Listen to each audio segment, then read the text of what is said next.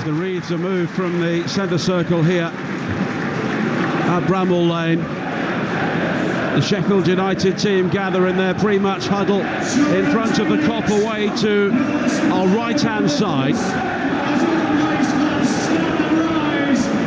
And the wreath is carried by their captain, Ali Arblaster, and it will rest behind that goal in front of the bulk of the most voluble United supporters. Barry Bannon calls together his Sheffield United team. And as we mentioned before, he is someone who does have previous experience of playing in this game along with Dominic Iorfa, and I'm sure that he has had the opportunity to make his point, not just today but also in the build-up to this match. There has not been a goal between these two sides since October of 2017, when United went to Hillsborough and won 4-2. 3 goalless draws since. And we certainly hope for more adventure today than we saw in the previous match back in 2019 at Hillsborough, when fear of losing overrode everything else. It is Wednesday who will get the match underway, and the 132nd Steel City Derby is underway on the home of the EFL, Talksport 2, with Sheffield Wednesday in their blue and white stripes attacking the Kop away to our left-hand side. United looking to counter-attack right at the start with a long ball forward, looking for Campbell, but it's cleared away by Lowe, a former Sheffield United player, making a swift return to Bramall Lane. And now by the corner flag on the far side, Cooper will allow the ball to drift out, and it will be a goal kick to Sheffield United. Lucy Ward. I tell you what, Nigel, what an atmosphere in here. It's so emotional. Anyway, with it being Remembrance Sunday, but the fans, the Sheffield Wednesday fans, start singing. The Sheffield United fans try and drown them out, but certainly enjoying, all these fans enjoying this derby back again.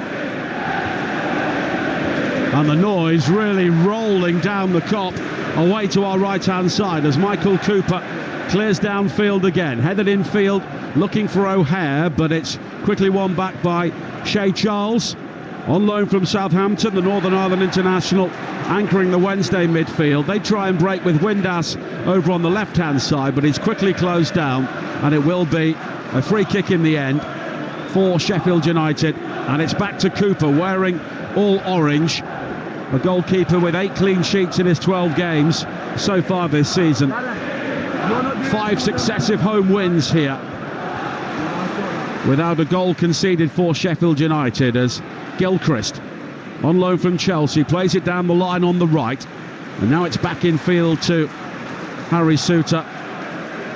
Still seems strange not to have Chris Basham wearing the Sheffield United number 6 shirt, but he's alongside us today working for local radio as Souttar plays it high and wide on the far side, looking for Raksaki, but he's unable to keep the ball in play, and it will be a throw into Wednesday, and understandably with 2 minutes played, Lucy, the game yet to calm down. Yeah, I think that what these fans demand from these two sets of players are that you work hard, you close down, you know, you do all the things that, you know, that are not skillful, you know, you just have that intensity, and then when you do get the ball, let's see something. But not in 5 minutes, you don't tend to see something in the derby games, but it's important that you keep the ball out the back of your net at least the first 15 minutes.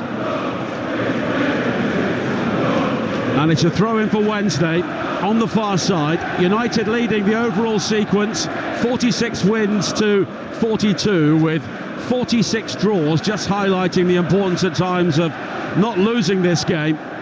And the first meeting was a draw, 1-1 here, back in October 1893. And it's 2019 since the last meeting, and of course United were heading up, and eventually Wednesday were heading down.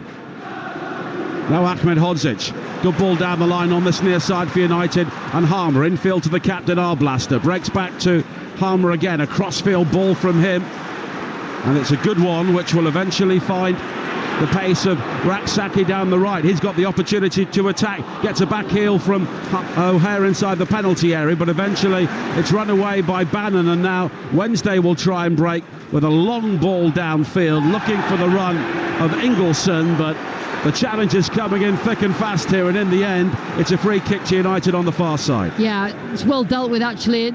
Sheffield United got themselves up the pitch around the edge of Sheffield Wednesday's area, but they're trying to play 1 and 2 touch. There's so many bodies that Barry Bannon got it clear, but gave Sheffield Wednesday a chance to counter, but he ended up with a foul on Alfie Gilchrist, the right back for Sheffield United. Now Suter, on loan from Leicester City, the Scottish-born Australian international. Arblaster back in the side today, the captain. And now down the line from Gilchrist on the United right, but it's quickly cleared away by Lowe, and it's a massive day for him, of course. A free transfer signing from Sheffield United, and I'm sure there were 1 or 2 butterflies for him before the game. Yeah, just a bit. He'll probably get some stick. All the Wednesday players, they look like out of possession. Sheffield Wednesday, they've got a back 5, just trying to counter the strength that Sheffield United have got in those forward areas, which just means that they're quite compact. They can't really give anything away. As soon as they win it back Wednesday, they quickly forward. Now Ugbo, yet to score this season, and he was fouled there by O'Hare, and Lewis Smith, the referee, is doing a good job of just trying to keep up with a number of challenges at the moment. With 5 minutes played here on Talksport 2, Sheffield United 0, Sheffield Wednesday 0. Tell you what, it's not an easy game to referee, just because of the noise, really. You can't hear yourself think, we can't hear ourselves think, never mind. So if you're a referee on the pitch, and the players that are not used to this sort of level of intensity of a crowd. Bannon over the free kick for Sheffield Wednesday. Looks for the height of Iorfa at the far post. He wins the header, but he was taking a ride on Ahmed Hodzic as he did so, and it will be a free kick for Sheffield United on the edge of their own penalty area. Goalless here at Bramall Lane. A tumultuous atmosphere at the start of this game, with the Wednesday supporters in the lower tier away to our left-hand side, heavily outnumbered, but not being drowned out by their United counterparts at the moment, as Sousa plays it wide to the far side, and Gilchrist. Everything coming down the United right in the opening stages. Suter again. Now Ahmed Hodzic, wide to Burrows, who scored that late winning goal at Ashton Gate live on Talksport 2 on Tuesday. Burrows infield to Arblaster, now wide to Harmer on this near side again. Harmer's got support from O'Hare on his outside. Burrows also takes over, comes infield, breaks to Arblaster on the edge of the penalty area. Now square to Gilchrist, chipped high to the far post. Harmer challenging, he wins the header, but in the end he was also doing some pushing inside the 6-yard area, and it will be a free kick, but United with the first real opportunity. Yeah, good passing from Sheffield United, but because of the way that Sheffield Wednesday are playing with that back 5 and sort of denying space, sitting a bit deeper, then they've got a bit of space to move about in front of that back 5, and you've got some good passes of the ball. You've got him on this side, you've got Arblaster, and then they just combine with the likes of Callum O'Hare that plays in like a 10 position for Sheffield United. Really clever on the ball, but well defended in the end. Both managers on the edge of their technical areas. You couldn't really get 2 more differing characters than Chris Wilder and Danny Röhl. The young German and the weathered Sheffield United fan, as Wednesday win a free kick just in front of Chris Wilder on this near side, and there's an opportunity to load the penalty area. He wasn't happy about that, Nige, because it was a really soft. You can't give free kicks like that in a derby. It was a little bit of a shoulder barge, but not really. But it gives Wednesday a chance to get themselves in the box. I think Chris Wilder's barking something towards Lewis Smith, the referee, as he insists that Shea Charles takes the ball back about 6 inches before he wallops it 40 yards. Bannon is also a possibility, but it's Charles who does hammer the ball high towards the penalty area, over the head of Suter at the far post. It'll be recovered by Iorfa, but under pressure he can't keep the ball in play, and it will be a throw-in to Sheffield United, who have the opportunity to move level on points with the leaders Sunderland today after their collapse from 2 goals up to draw at home to Coventry yesterday. Plenty of draws around the top as well. Of course, we brought you the goalless draw between West Brom and Burnley on Thursday night. Leeds winning yesterday, They're very much in the mix as well. Yeah, big game, Nigel, because you're going into the international break as well. So as well as bragging rights and not wanting to be embarrassed in the city, you also, Sheffield United can get themselves top level with Sunderland, which is massive. And now an opportunity for Windass to hit one from the edge of the penalty area. Clear sight of goal, right-footed, but he sliced it.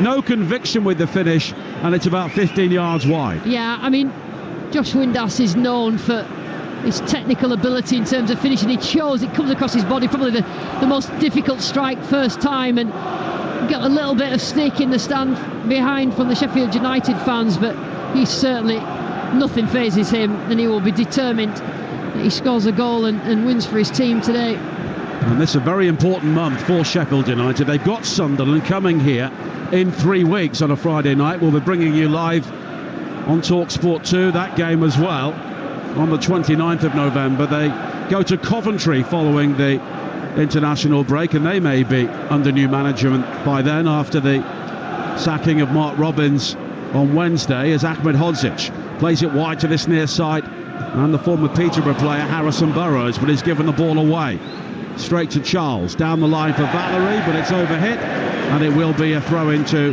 Sheffield United with nearly 10 minutes played on Talksport 2 in the Steel City derby. It's still 0-0, but both sides showing a good deal more attacking intent than they have done in recent meetings. Yeah, and it will make for an exciting game.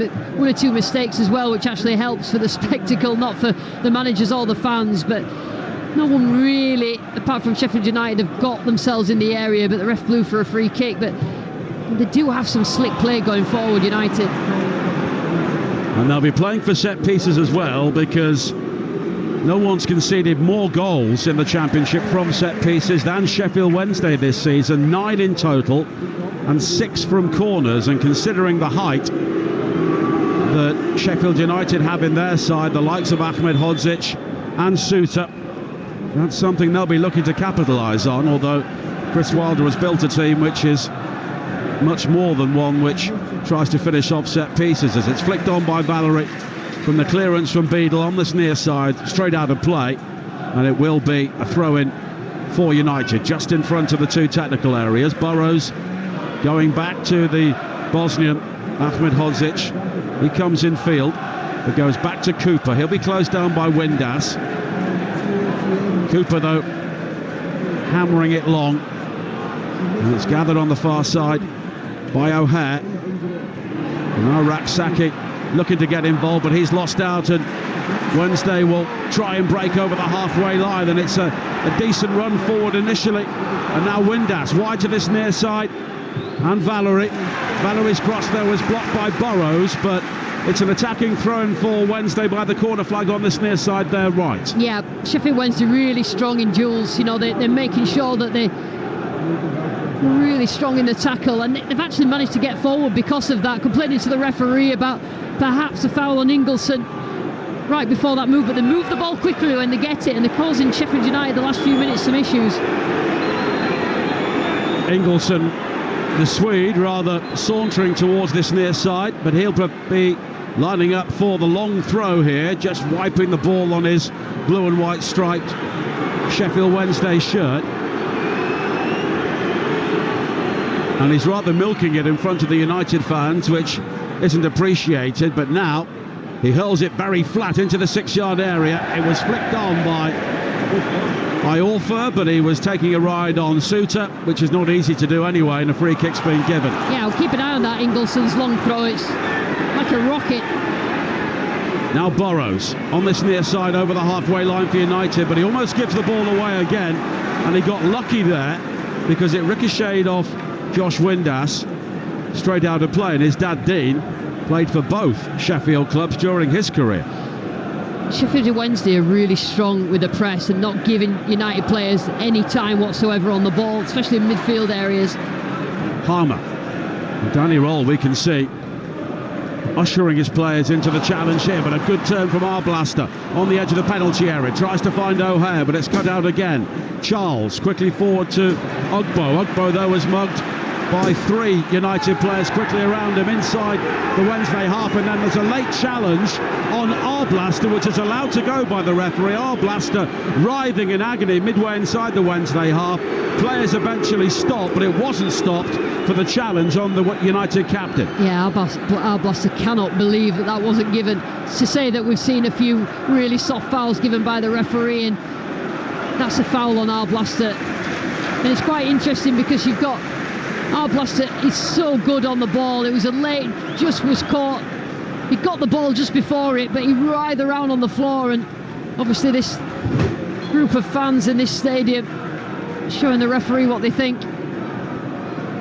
It was Shea Charles with the challenge. I think it was a genuine attempt to win the ball, but he definitely caught plenty of Arblaster as well. Now Sousa, wide towards the far side, and Gilchrist. Raksaki now has got space and time to use his pace. Back towards Gilchrist again, but Deschamps Bernard comes across to concede the corner with a solid challenge. But United now beginning to build down their right. Yeah, Gilchrist, obviously on loan from Chelsea. Deschamps Bernard brought him through the Manchester United Academy. I'm sure that they've known each other over the years, that's for sure. And of course, Wednesday have showed a real weakness from set pieces so far this season defensively. United will try and make that situation worse here with a corner on the far side.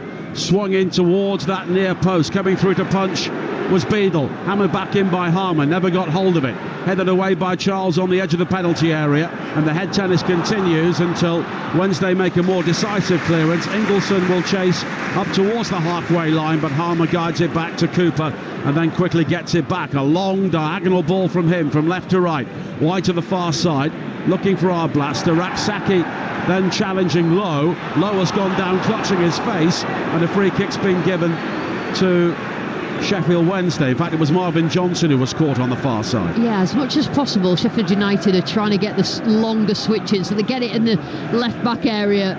And whether it's a left back or one of the midfielders comes in, they just send the ball wide and just put Sheffield Wednesday, because the way that Sheffield Wednesday is set up, they're like inside of Sheffield United's shape, trying to be compact, so there is some space if you can get the switch on as Sheffield Wednesday come across.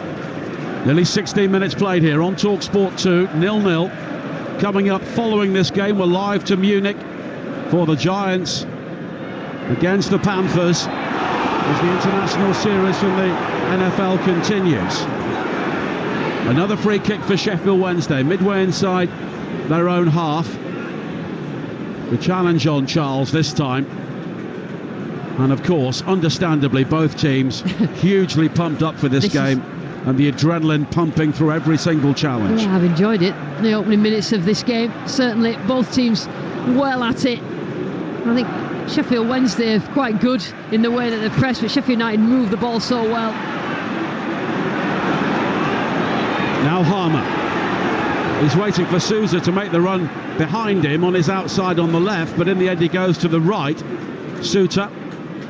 And here is Alfie Gilchrist, one of a number of very young players in this team, getting their first real experience of something of this intensity, although Gilchrist did feature for Chelsea at times in the Premier League towards the end of last season, scored a goal as well, memorably against Everton.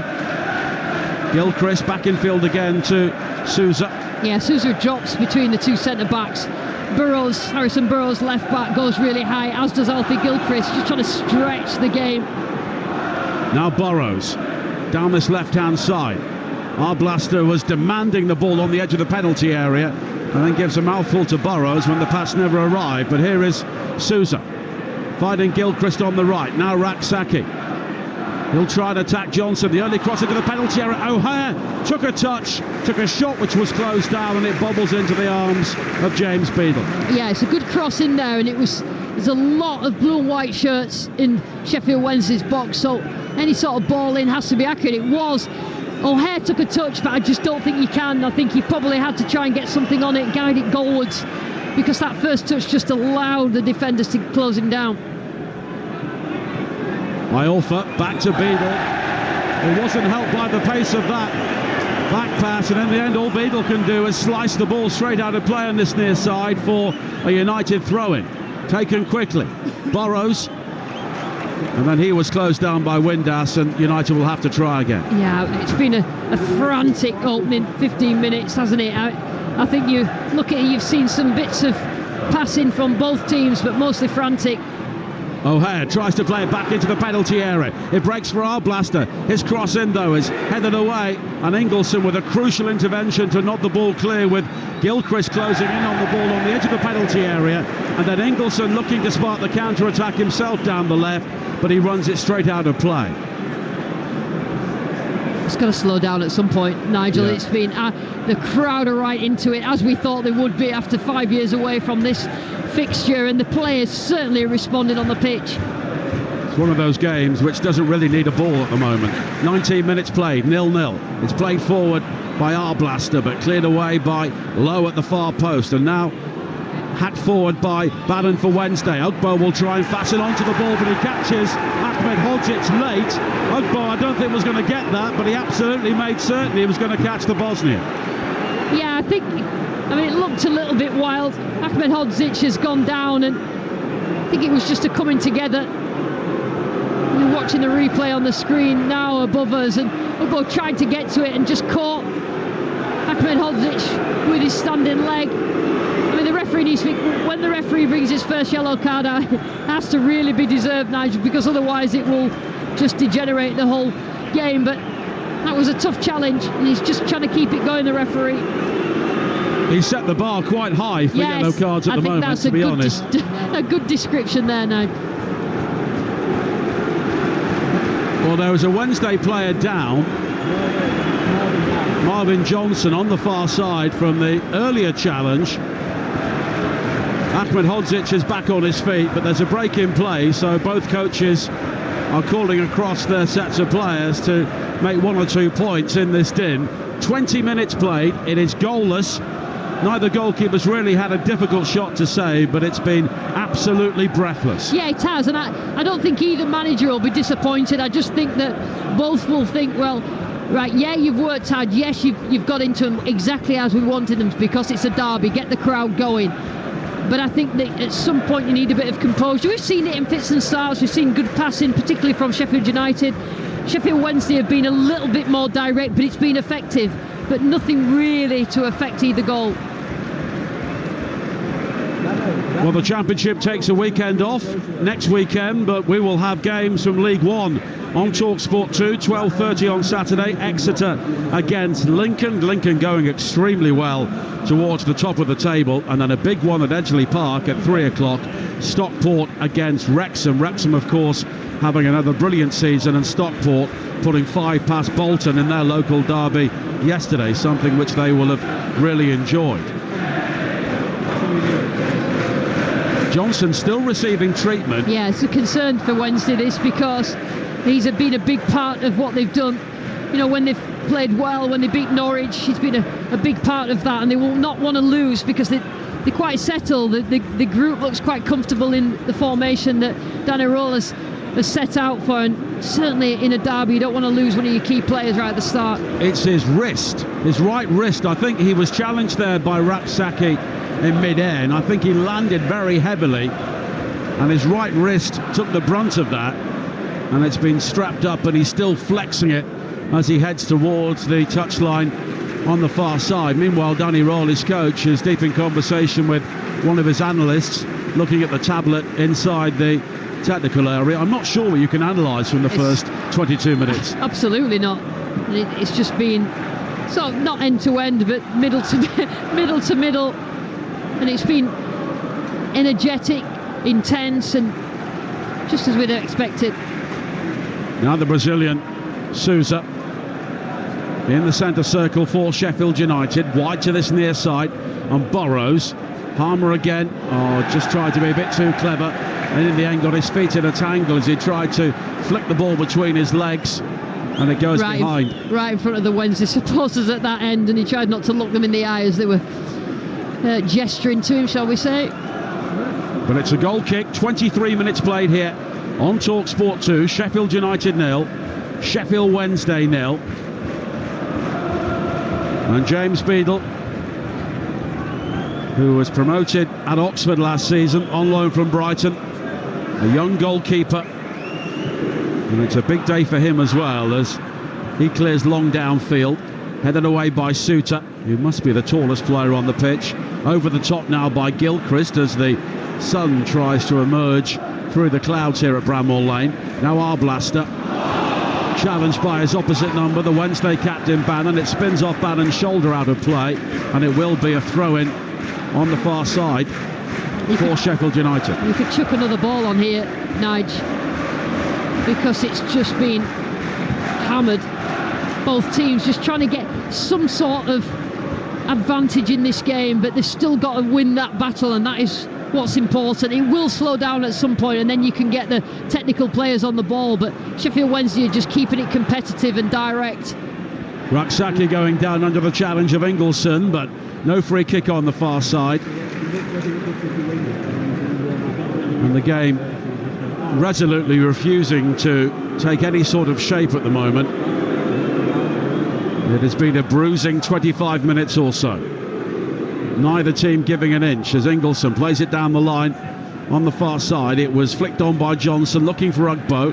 Now Suter beating Ugbo in the air. Bannon, though, one of the smallest players on the pitch, winning an aerial duel, and it's wide on this near side for Valerie. Infield towards Windass, the high cross in, Ugbo challenging, it's cleared away. Windass almost wins it back, appeals for handball, it's then cleared away. Campbell believed he was being held back there as he looked to chase forward by Deschamps Bernard, but the referee quick to wave away any appeals. Yeah, the United crowd not happy with that, but Bernard had to just make sure that he didn't allow Campbell that free run. Game is crying out for a bit of quality in front of goal, something that'll just bring it alive and just change the dynamic of the game. Raksaki now chasing a long ball forward. He's so quick, he's eaten up the ground to come towards Lowe, but Lowe does well. He's got support in field. Now Bannon, almost on his knees, slides it into the path of Iorfa. Wide towards Deschamps Bernard, who charges forward on this near side. Iorfa does well to find Valerie, and then Iorfa was taken out by Harmer on the halfway line, and Burrows got the final challenge, and now the yellow card is eventually out, and the referee's patience has snapped with 25 minutes played, and Harrison Burrows is the recipient of the first yellow card. Yeah, I feel for the referee, because it's end to end, because Wednesday will get it up really quickly. Sheffield United will win it back and try and counter. The referee's got to keep up with it. There's tackles flying in everywhere, which is brilliant. It's a good derby to watch. I'm not sure that Burrows challenge was worse than anything which has gone before. But at some point, the next challenge would be a yellow card, and it's just unlucky whether it's you or I. It's just the law of football. 26 minutes played. Free kick to Wednesday. Only about 10 yards inside the United half. On this near side, the right. And Bramall Lane is now bathed in winter sunshine. Bannon with the delivery. High towards the far post. Iorfa was looking to rise, but he never really got off the ground. Raksaki heads away. And now Raksaki gathers again. Wide towards Gilchrist. Gilchrist with the ball down the line, which is covered by Johnson, but United will have a throw-in. And this game just takes absolutely no prisoners, and to be fair to both sets of players, nobody is hiding out there. Everybody is at it. It's just lacking that quality, which you probably expect. And I just wonder how pumped up the coaches get their team before the game, or whether they try and tell them to calm down. Well, I mean, the thing is, though, an opening of a game like this, particularly for Wednesday, you've got to win the battle. You've got to be physical. I think over the years, United were always seen as maybe, if not the smaller club, then maybe Wednesday had more of a pedigree at the highest level. But there's no doubt who's in the ascendancy at the moment, and maybe Wednesday have to overcome that sort of innate feeling they have to really rise to the battle, which is what they're doing at the moment. Yeah, they certainly have. They know that the way that they've got to play if they're going to win this game, and they're certainly carrying that out. Jan Valerie does extremely well to keep a long ball from Bannon in play on this near side. Now Charles, high crossfield towards the left, seeking out Johnson, headed away by Gilchrist. Arblaster looking for Raksaki, but Wednesday win it back. Here is Ugbo, midway inside the Wednesday half. Wide to the left-hand side, a low ball across the penalty area behind both Lowe and Windass. Harmer, though, overruns it, gives it away to Charles. Raksaki, though, with a high ball forward for United. Wide to this near side, and Iorfa will just rise above Burrows to nod it out of play, and it will be a throw into United. Yeah, at some point, one of the players with a greater technical quality has to do something, put the foot on the ball. Can you calm it down? It's so difficult because both teams are pressing, both teams are not allowing a second on the ball, but at some point there needs to be some quality. Sousa back to Ahmed Hodzic, and here is Gilchrist. Yeah, better from Sheffield United, just putting a few passes together, and that then takes the sting out of Sheffield Wednesday's press.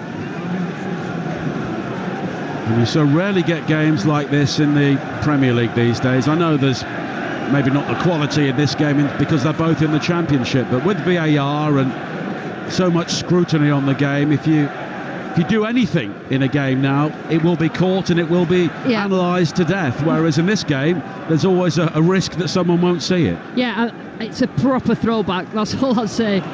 Here is Campbell now, chasing a ball forward down the right for United. Infield to Raksaki, but he loses out to Lowe, and then sliding in to make the challenge was Gilchrist, but Wednesday will try and build now. Bannon slid infield to Windass, quickly wide to Valerie on this near side. Infield to Iorfa, midway inside the Wednesday half.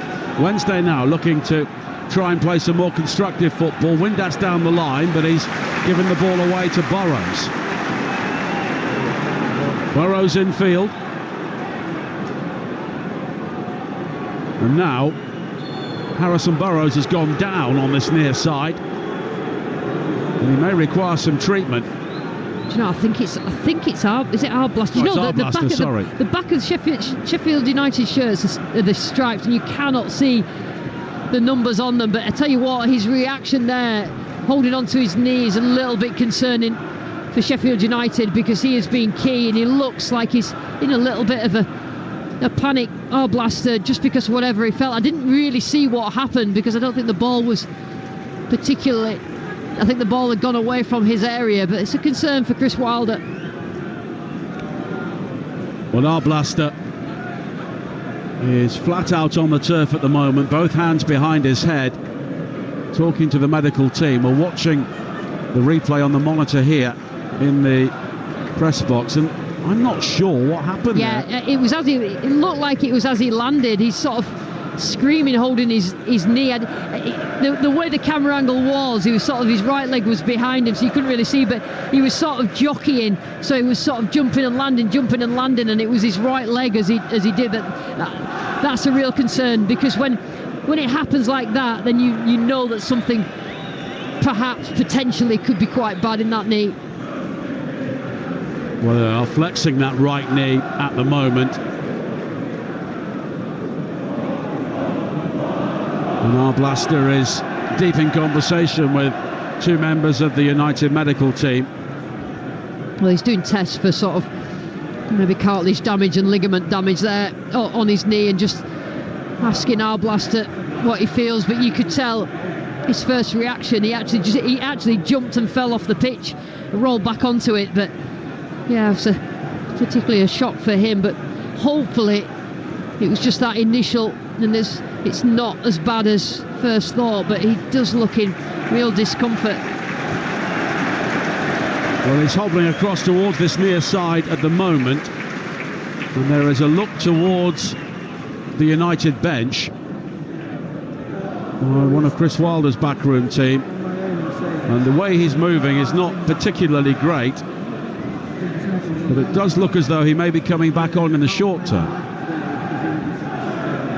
Yeah, hopefully Sheffield United, but he's sort of holding on to it and walking about. Let's see how he goes. I think he is going to try. He's having a little bit of a jog and a walk up and down the sideline. He doesn't want to go off, and that's for sure. He's the captain of Sheffield United in the derby. You don't want to go off.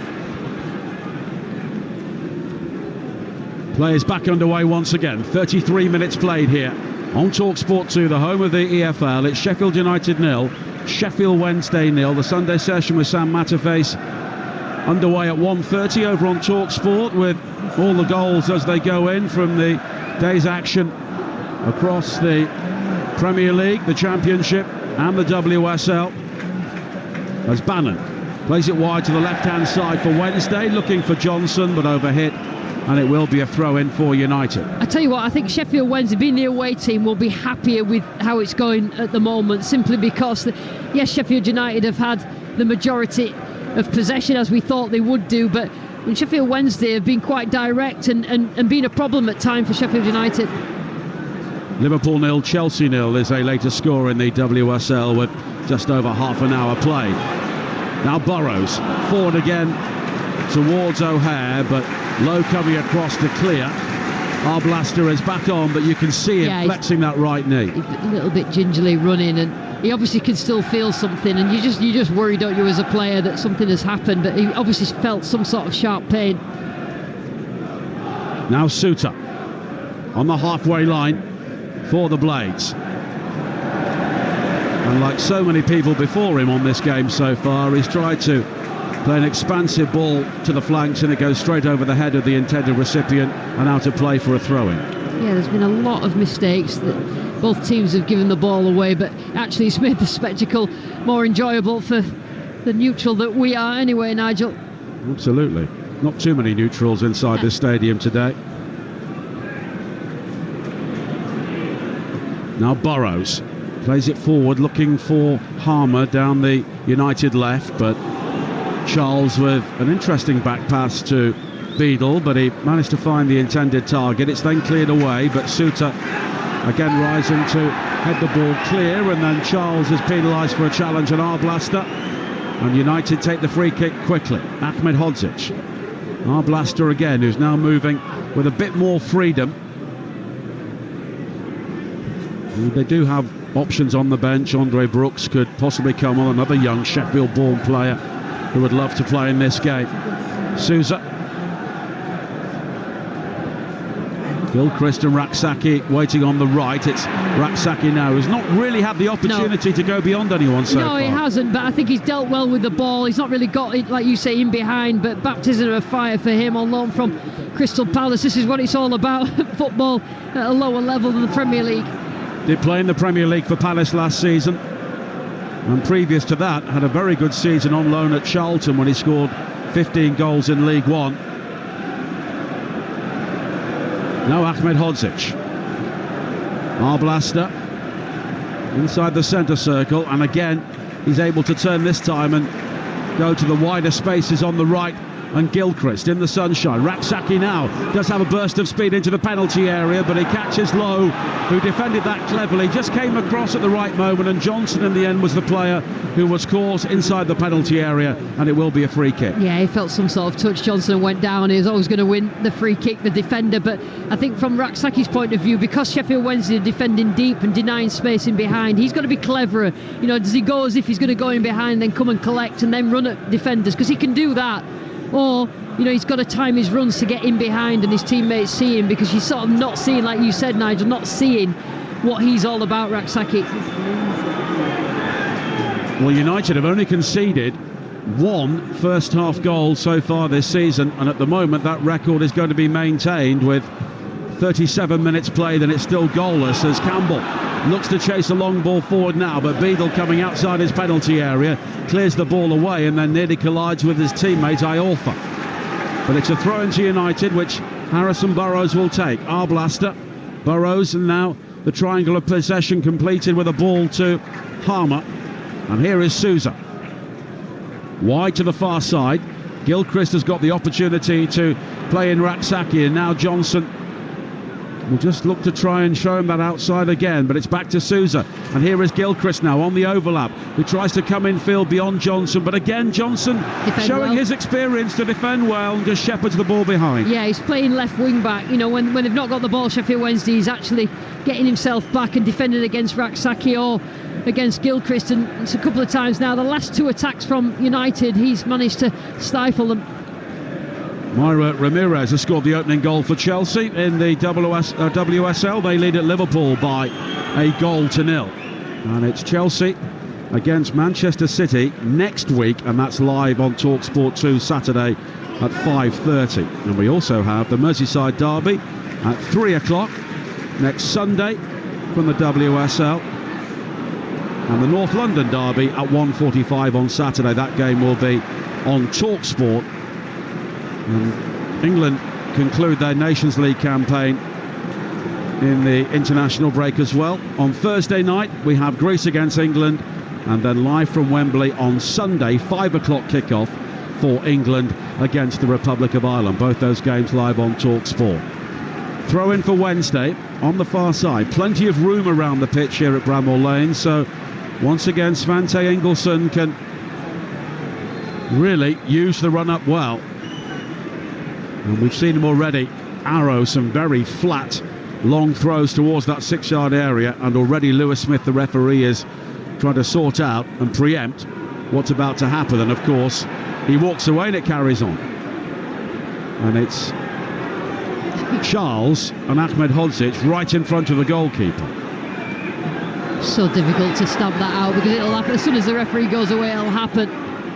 Two players who are both saying they're entitled to stand their ground, and in the end it's headed away at the near post by Gilchrist. O'Hare brings the clearance down. United could break it.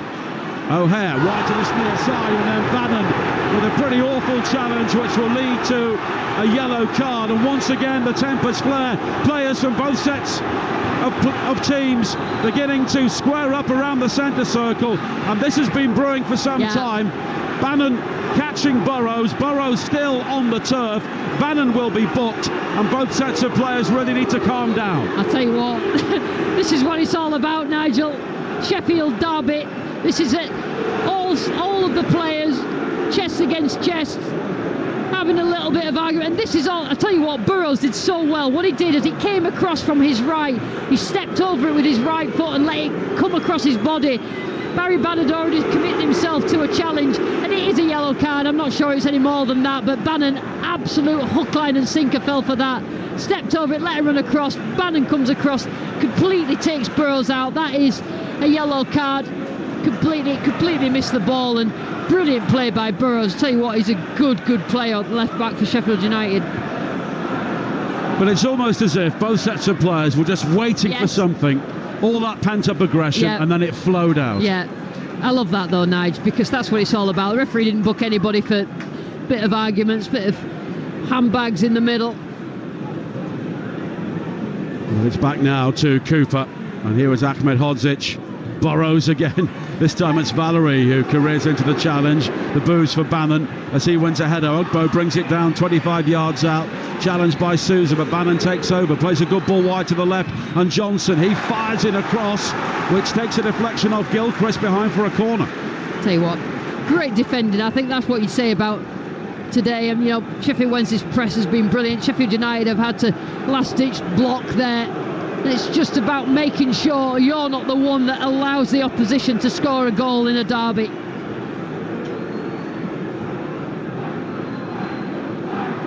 Shay Charles will take the corner in the portion of the field illuminated by a strong sun now on the far side. 3 minutes to play in the first half, 0-0. It will be an in-swinger from Charles.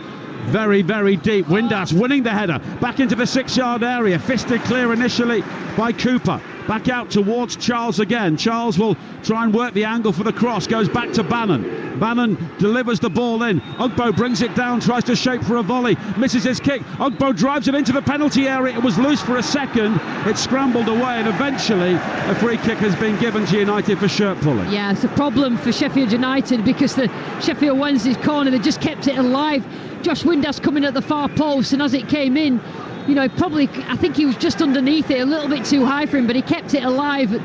Again, bodies in the way from Sheffield United before he blows his whistle. But Deshaun Bernard is just having a bit of a to do with, I think it's Ahmed Hodzic. The referee's having a word with, no, it's Gilchrist, having a word with both of them. Well, before one of the earlier corner kicks, it was Charles and Ahmed Hodzic, and in the end Ahmed Hodzic picked up Charles and threw him into the back of the net once the referee's back had been turned. As you do. On that occasion, Charles took the corner, and there was all sorts going on under that high ball once Windass had managed to keep the ball alive at the far post. Cooper, though, takes the free kick. I think we'll have plenty of added time at the end of the first half. We've had 2 lengthy stoppages for the injury to Arblaster and also Marvin Johnson as well. Now Bannon finding Johnson with the opportunity to attack down the left for Wednesday. Low ball into the area, almost finding Windass. It's cleared initially and then fired over the top by Charles, who was caught in the act of shooting by Harmer, but the ball had gone and it was way over the top. I'll tell you what, they're attacking well, and it's like a diagonal ball on the floor. It fell into Windass's stride, but I don't think he was expecting it, because it got a little bit of a nick from Harry Suter. But I'm looking now at Danny Rowland, he's thinking to himself, that was a chance, and it was, Nigel. I mean, for all the possession and some of the quality that Sheffield United have had, I think it's Sheffield Wednesday who look more threatening in front of goal. Cooper clears downfield. 45 seconds of normal time to play in the first half here on Talksport 2. We'll be live to Munich at half-time to preview the afternoon's NFL action from the Allianz Arena.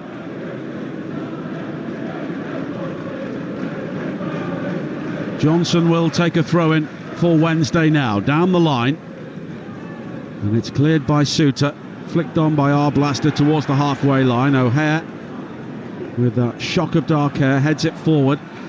Campbell tries to keep the ball in play on the far side, but in the end does win a throw-in for United, and Dean Whitestone, the 4th official, heads out towards the edge of the technical areas to tell us there will be 5 additional minutes. Tell you what, at half-time the ball needs to go to the hospital. It's been absolutely battered, hasn't it? It's been good. It's been a good watch. Just not enough quality that's just needed to get one of the teams in front. And the free kick has been given to Sheffield United, wide on the far side there right. It was Bannon's challenge on O'Hare. Bannon, one of 2 players booked in the first half, along with Harrison Burrows of United, and it was Bannon's challenge on Burrows which really kicked things off a few moments ago.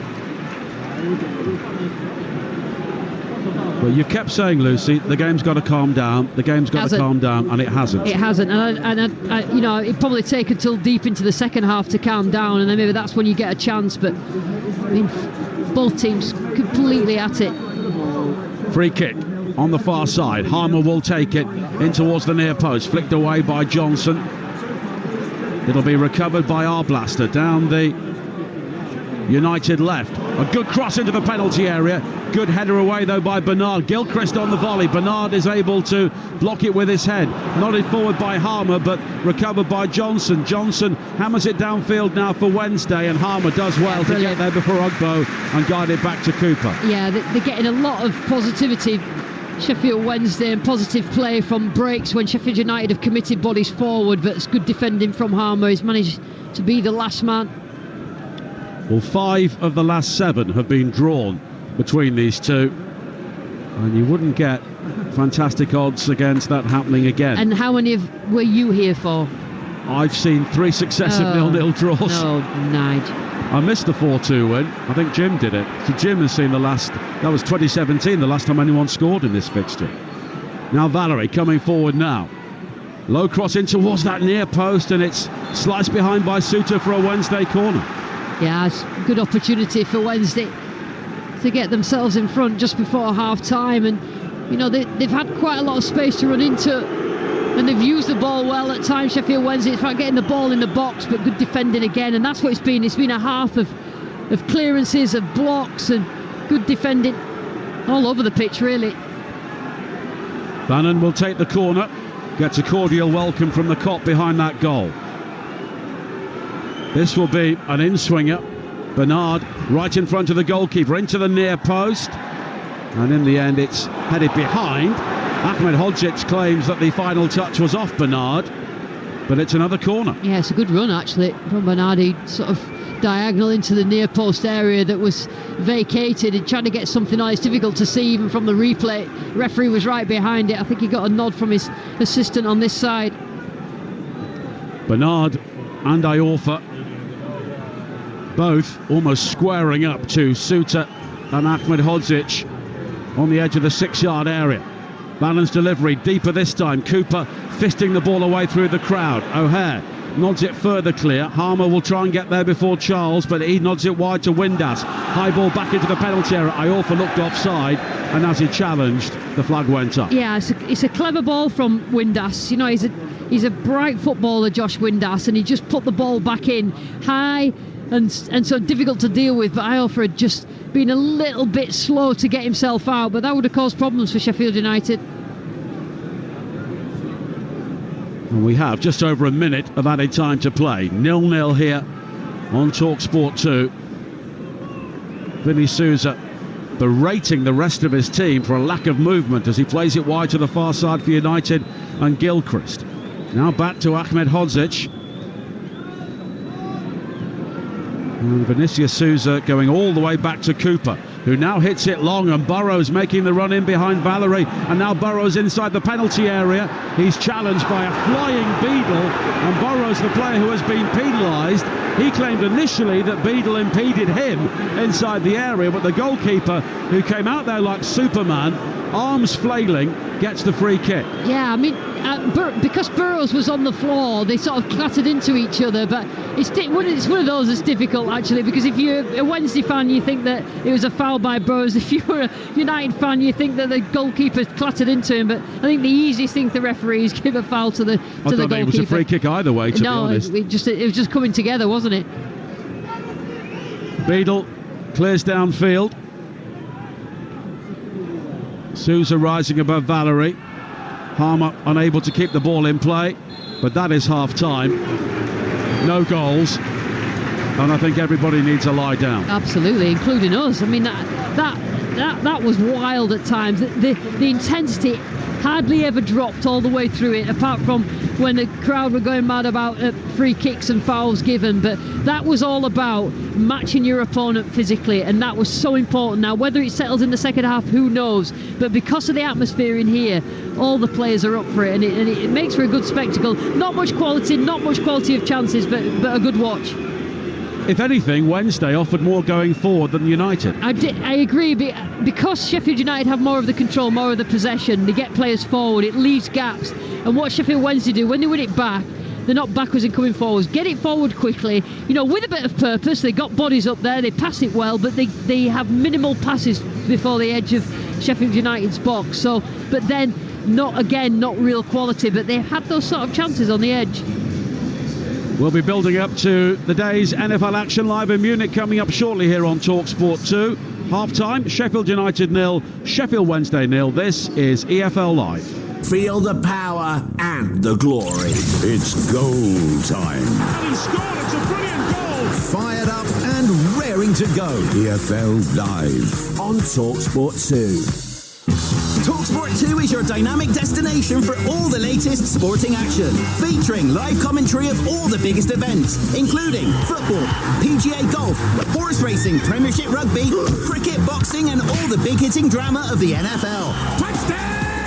Plus, Talksport 2's official betting partner, William Hill, is always on hand with the insight and in-depth analysis you need. Talksport 2 with official betting partner, William Hill. 18+, gambleaware.org. Oh, what's done here, Dave? What you done with new lad? He's off drilling holes. Nothing too difficult. Oh, he's hit the flipping pipe. There's water everywhere, Chris. I know, Dave. He's hit the pipe, Chris. I know, Dave. Got a leak? Get Gorilla Waterproofing.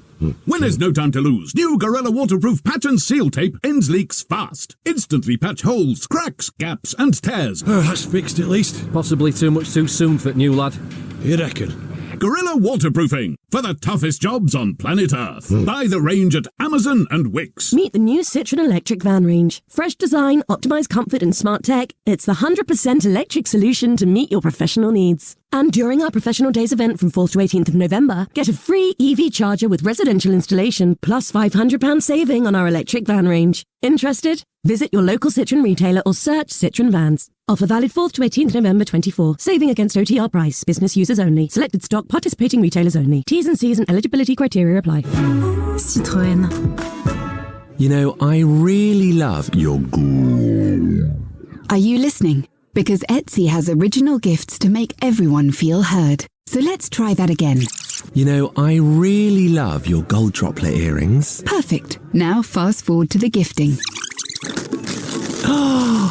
How did you know? Shop Etsy for personalised jewellery, custom artwork, vintage pieces, home decor and more. For original gifts that say, I get you. Etsy has it. Jen knows stuff. Jen knows National Express has low fares throughout Christmas. Jen knows they'll even be running coaches on Christmas Day. Woohoo! Jen knows she's got a guaranteed seat that reclines so she can nod off to her Christmas playlist. Jen also knows she's on Dad's sofa this year, so best get some shut-eye where she can. Book now for fares from just £5 one way. If you know, you go. National Express. £1.50 booking fee. With Christmas coming up, no doubt Skull Shaver will be a fixture on many a list. So let's take a look now at the shaves of the season. First, there's the Pitbull Silver Pro. On his head, even though it's wet, he made it look easy. Next, the Pitbull Platinum Pro. And my word, he looks pleased he got his hands to that one. And the Skull Shaver Pitbull Gold Pro. It's a bestseller. Heading for the top corner in the bathroom cabinet. With bundle discounts and special bonus gifts galore, shop the whole range now at skullshaver.co.uk. This winter, Talksport 2 is the only radio station where you can hear every ball, every appeal, and every wicket of every single game of England's tour of the West Indies. Ball that's poked top edge straight up into the air. Tonight from 7:30, the action continues with exclusive ball-by-ball commentary of the second T20 match, live from the Kensington Oval, Barbados. The West Indies versus England in the second T20 match, tonight from 7:30 on Talksport 2. How's that? Hard-hitting football coverage. He hits it first time, what a volley, what a goal! Pushing the apex of live football. And it's in! EFL Live on Talksport 2. And the 132nd Steel City Derby is underway on the home of the EFL, Talksport 2. Now an opportunity for Windass to hit one from the edge of the penalty area. Clear side of goal, right-footed, but he sliced it. No conviction with the finish, and it's about 15 yards wide. Finding Gilchrist on the right. Now Raksaki. He'll try and attack Johnson. The early cross into the penalty area. O'Hare took a touch, took a shot which was closed down, and it bobbles into the arms of James Beadle. Armour again. Oh, just tried to be a bit too clever, and in the end got his feet in a tangle as he tried to flick the ball between his legs, and it goes behind. Right in front of the Wednesday supporters at that end, and he tried not to look them in the eye as they were gesturing to him, shall we say. Low ball into the area, almost finding Windass. It's cleared initially and then fired over the top by Charles, who was caught in the act of shooting by Harmer, but the ball had gone and it was way over the top.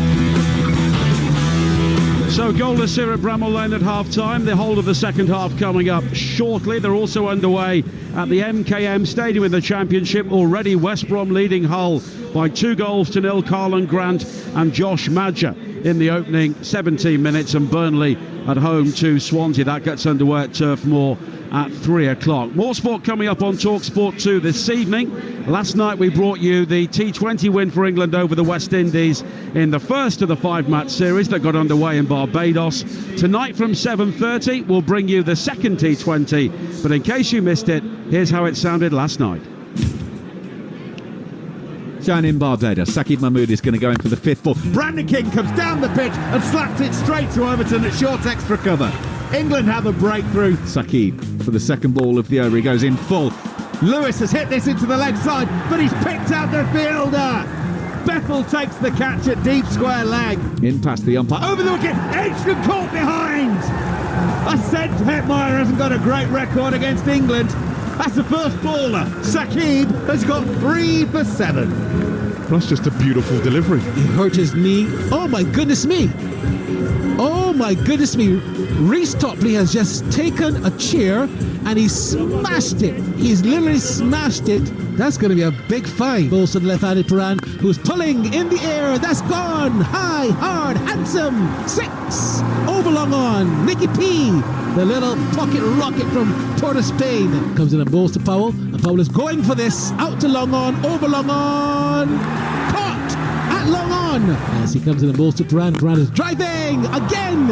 Overlong on. That's even further into the stands. 6 more. As Rutherford now gets delivered as edge and brilliantly caught that slip. Oh, that's the catch of the century. Livingston in. It's outside of off stump, floated up. It's hammered into the offside, and he picks out the fielder. Balls to Moti, and Moti tails away and is driving beautifully through extra cover for 4. Well, that was the best of the shots. Here comes Curran now to ball the final ball to Sheffield, and Sheffield this time is hitting this in the air out to the cover area. Is going over the head of cover. What a fantastic finish by the West Indies. 182 for 9 in the end, and this total is a good one. A target of 183. Salt now back on strike to Saint. Again, there's some curve on that one, and then it's Larrop down the pitch. Oh, and Rodman Powell can't stop it at long on the boundary, and it goes for 4. Final ball of the over is shorter and wider. Jacks is almost off his feet as he's throwing his hands at a short wide one outside of off stump, and it's over cover for 6. Short and wide, and Salt slapped that over extra cover off of the back foot. The 50 is up for England. 4 overs to get there. Goes down the pitch and smashes this over the wicket into the screen. 6 more. What a shot. And it brings up the 50 for Phil Salt. Andre Russell is down leg side. Salt helps himself, and it's all the way for 6. Romario Shepard outside, well outside of off stump, and Bethel slaps this over extra cover and wide long off, and that'll be 4 runs. Here comes Joseph and balls to Bethel, who's hitting this in the air out to the mid-wicket area. I think it should be safe, and in the end it's a 50 for Bethel. Mid-off area has gone into the boundary for 4. Phil Salt gets 100. What a knock this has been from Phil Salt, and that should be it. Yeah, victory, game, set, match, England. What a match. What a partnership between Jacob Bethel and Phil Salt. England win by 8 wickets. No doubt who will be the man of the match. Phil Salt, one of the better T20 knocks you'll ever see. Seen England home. Well done. And of course, the following on podcast is available after the match to fill you in with highlights, reaction from our pundits and interviews, and you can find that wherever you get your podcasts. Coming up after this game on Talksport 2 at 2:30, live NFL action from Munich as the international series continues. The New York Giants and the Carolina Panthers face off at the Allianz Arena, the home of Bayern Munich. And there for Talksport 2, we can say good afternoon to John Jackson and Will Varney. Yeah, good afternoon, Nigel. It's absolutely freezing here. It's a proper Bavarian early winter's afternoon, and we're looking forward to a game between 2 teams coming into this with a 2-7 record. Both teams really could do with a win. The Panthers have a slight advantage. They've got a bit of momentum winning their last game, while the Giants come into this game on a 3-game losing streak. Will, what are you expecting this afternoon? Yeah, good afternoon, John. Really looking forward to this. Like you said, the weather 8 degrees, very cloudy here in Bavaria, in Munich, Germany. The Allianz Arena, we're about an hour away from kickoff, aren't we? Slowly filling up with people.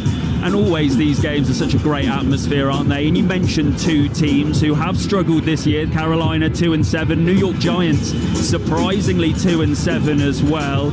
But this should be a fascinating game between 2 teams who are desperate for a win. They're not going to be reaching for and pushing for the playoffs this year, but the opportunity to just build some momentum heading into the bye week next week, and maybe, in terms of Carolina going 2-0 going into the bye week, just building that confidence. I think that's going to be really interesting to see, but it should be a really interesting matchup this afternoon. There's always a bit of extra magic around when it's an international game. We've obviously had 3 games in England at the Wembley Stadium and Tottenham Hotspur Stadium this year. We've also had one over in Brazil, which was breaking new ground as well, which was fascinating. And also Roger Goodell, the commissioner of the NFL, has been speaking in the last few minutes or so, suggesting that next year there'll be 8 international games, Will, and it looks like we might be going somewhere we've not been, which has already been announced. Yeah, it's really interesting, John, in terms of what Roger Goodell said in the last 45 minutes or so, announcing that they are pushing for 8 international games from next year. The expectation that there'll be 3 in London, like usual, with the Jacksonville Jaguars having one of those. Spain, you mentioned, Madrid getting their first game, many predicting that'll be the Miami Dolphins playing there, and then Germany to host a game as well, like usual. However, it may well be a new destination. A lot of talk that it could well be Berlin hosting their first game rather than Munich or Frankfurt Frankfurt, where the games have previously been, and then it could well be Ireland, possibly Ireland. A lot of talk that it might be the case that Croke Park, Dublin, will be the location next year, but we'll just have to wait and see, as well as Sao Paulo as well getting another game. So 8 international games coming up next year. Yeah, Ireland obviously I think deserves a game. We see a lot of Irish fans here. There's certainly young Irish players as well making their way towards the NFL. I was hosting the NFL Academy game on Friday here, and Andy Quinn is one of the young kickers who was signing on for one of the top universities in Boston in the United States of America. So this international player pathway in the NFL Academy is only doing things to strengthen people's interest and make new fans here in Europe, and it's great that we're going to see hopefully 8 international games. We've actually seen a few of the players around town, haven't we, Will? They've been enjoying and soaking up the atmosphere. Kind of hard in London. It feels like there's so much spread out that you don't really see the players, whereas the fans here have been treated to seeing, I mean, Bryce Young with a kebab was the rumour the other night. Well, yeah, that I didn't see it with my own eyes, but let's just say that one of my friends did around the city. Also saw the fact that Tommy DeVito, the third-string quarterback for the Giants, he was out and about in the market yesterday eating a bratwurst. It's great that the players have been allowed that freedom from the teams. Like I said, both struggling this year, but also just allowing that freedom to enjoy an experience like this. We forget, I often think, so many of these players have never left the US. So when they're able to come to Europe for the first time and really enjoy themselves, we get to see that play out on the pitch as well. But the players have been having fun. But like I mentioned, the win is what's really important for these two teams. Can't wait to see how it plays out in a very chilly Munich stadium. I need to get my gloves chopped. Yeah, despite the 2-7 record, this should be a fantastic game. So stay listening after the Sheffield derby finishes. And at half-time, if that wasn't enough to get you excited, there will be MGK, formerly known as Machine Gun Kelly, performing. So what more do you want? It's coming up straight after this game. Cheers, guys. More from Munich coming up at the second half conclusion of this one. Double change at half-time for Sheffield United. Femi Siriki has come on to replace Alfie Gilchrist, and Ollie Arblaster unable to continue. So Sidney Peck comes on to replace him. And it's a shame for Arblaster, but the way he was hobbling around, it always seemed to be the likely scenario. Yeah, I think so. No, he was not really comfortable, was he? And he obviously felt a bit of pain. It's interesting to see Siriki at right back instead of Gilchrist. They just need a bit of penetration. You know, they need runners beyond Sheffield United. That's not what they had in the first half, just because of how deep Sheffield Wednesday are defending. So 2 young players going off and 2 more young players coming on. All of Siriki's appearances have been from the bench this season. And Sidney Peck also only 20 years of age, already a Welsh youth international. So the United team is Cooper in goal. It's now Siriki at right back, Suter, Ahmed Hodzic and Burrows. Coming into midfield, of course, is Peck, along with Sousa, with O'Hare, Harmer and Campbell and Raksaki completing the United lineup. Wednesday Beadle in goal, Valerie, Iorfa, Bernard and Lowe. They've got Charles Holding in midfield with Windass, Bannon, Ingleson and Johnson ahead of him, and Ugbo leading the attack, as United attacking the Kop end away to our right-hand side. Look to come forward now with Raksaki. No lack of pace for them down the right-hand side now with Siriki also on the ball, looking to come forward, delivers a cross which is blocked by Johnson, and it will be the first corner of the second half. Yeah, still Raksaki, he'd isolated Max Lowe there, and you just want him to go at him and he didn't, but the fact is that I think Chris Wilder have brought Siriki on so that he overlaps, so that they can have that overload down the right-hand side. Chelsea lead by 2-0 now. Guro Wrighton with the second against Liverpool just before half-time in the Women's Super League. 0-0 here at the start of the second half at Bramall Lane. Burrows with the corner, rolled low towards the near post, and in the end it was controlled by Campbell, but the shot was blocked. It was a very difficult effort to get through the crowd, even from 8 yards out. Now Burrows again. Infield, a poor ball though. Sousa unable to gather. Wednesday will try and break now with Ugbo. Wide towards Valerie. Down this near side, an unfamiliar position for him down the left. He comes in field. Eventually he's surrounded by red and white stripes, and Siriki will find Peck, and United will be able to try and clear, but it's a really well worked corner that, Nigel, and he found himself, Campbell, right in front of goal, and it actually did have time for a touch, but then Well, the second touch, which was going to be a shot, it was really blocked well by 2 or 3 Wednesday defenders. Now Harry Souttar. Once again, Sheffield United not conceding in a first half. Only one first half goal conceded during the entire season. Souttar forward towards O'Hare and clipped further wide down the right for Raksaki, but Ingleson, who has been quietly effective for Wednesday so far, brings it clear, but then Ugbo is quickly closed down by Peck, and Wednesday have a throw-in down this near side. United looking for their 6th successive home win without conceding. Wednesday have a couple of victories away from home this season. They've only scored 5 goals on the road in 6 games though, but they've come from behind twice to win in recent weeks at Coventry and Portsmouth. But now an opportunity for Wednesday to build again down the left with Harmer, but Shea Charles is a very good defensive midfielder. I thought he carried the ball out for a corner kick there, but the referee disagreed. But in the end, a free kick has been given to United anyway in a more advantageous position. Yeah, actually, Shea Charles did really well to recover from that defensive midfield position for Sheffield Wednesday, but it looked like he'd run it out, but the ball came out, and this is probably in a good position, a better position, like you say, Nige, for Sheffield United to get bodies in the middle and just try and get the noses in front in this game. It's a free kick level with the edge of the Wednesday penalty area. On the left, Harrison Burrows is over it, one of 2 players booked in the game so far, along with Barry Bannon. And Wednesday have pulled every single blue and white striped shirt back behind this defensively. Ugbo is the one-man wall, and he's now being ushered back the 10 yards. And Lewis Smith, the referee, has done his best so far to allow the game to flow, but at points that's not been possible. The set piece flighted in by Burrows, headed away though by Valerie at the near post. Harmer though has the opportunity, left-footed 30 yards out, but he slips it through to O'Hare, and Campbell scores! Tyrese Campbell sparks bedlam all around Bramall Lane. Wednesday not reacting to the second ball, and they were carved apart by Sheffield United, and Tyrese Campbell in his first Steel City derby scores the first goal in this fixture for over 7 years. Sheffield United 1, Sheffield Wednesday 0. I'll tell you what, this place has absolutely exploded, and to be fair, the initial free kick was poor, but then he comes out to Harmer, who is such a clever player. He shapes to shoot on his right foot, cuts back on his left, and he plays it to O'Hare, who then played it forward to Campbell, who just had a one-touch finish, slid it past the keeper. What a finish from the forward, but made by Harmer, helped by O'Hare, and finished by Campbell. Brilliant. Smoke bombs have now been thrown on at both ends. There's a red one which has emerged from the cop to our left.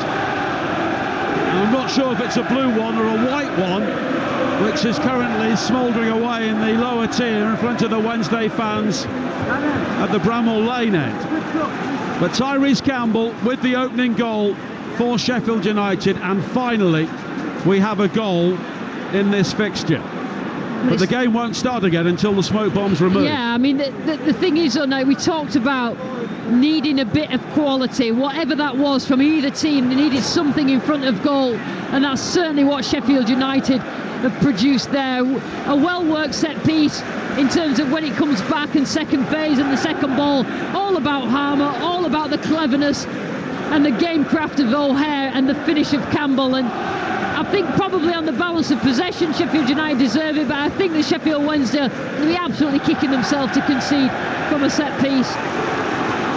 And a pall of red smoke now hanging over Bramall Lane amid the celebrating Sheffield United supporters. Their team leading by a goal to nil. Holler pulled the goal back, João Pedro 5 minutes before half-time at home to West Brom, but they still trailed 2-1 in the 1 o'clock kickoff at the MKM Stadium.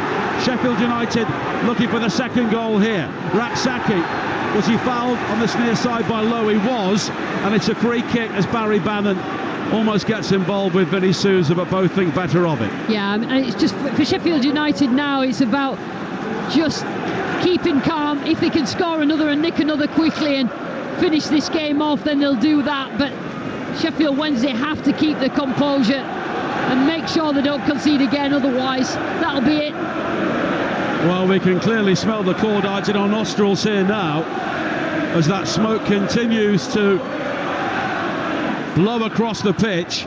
Harmer with the free kick high into the penalty area, and it will eventually be cleared away by Windass. But he's lost out. Campbell really pumped up now following his goal. Drives it into the near post, but Beadle will claim ahead of Raksaki. He did well there, Campbell. He won the ball back from Windass and just far too quick for Windass. Gets the ball across, but nobody really in the middle. It'd be Campbell that you'd expect in the middle. Claimed well by Beadle.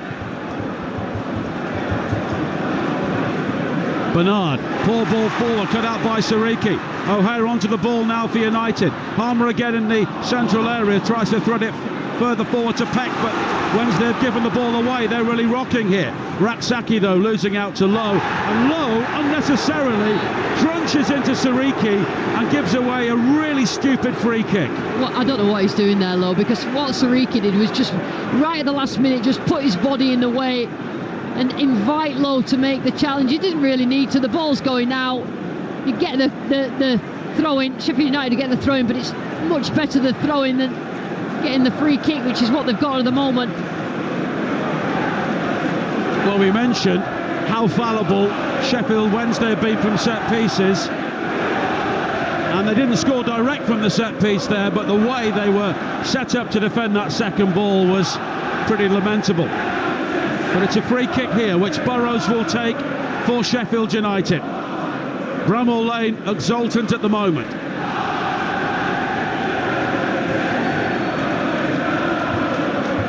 Swung in by Burrows, high into the 6-yard area. Beadle comes to fist it clear. Harmer on the volley, and he really went for that. A big, meaty effort, right-footed, and it's high over the top. Yeah, they're desperately trying to get that second goal, Sheffield United, when they think that they've got Wednesday on the rocks, that they can nick it, but just standing firm and making the changes at half-time. Sheffield United has just added a bit of vigour to what they've got to offer, particularly down this right-hand side.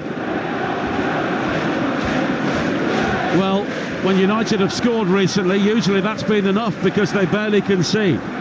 They've had 3 1-0s here and 2 2-0s.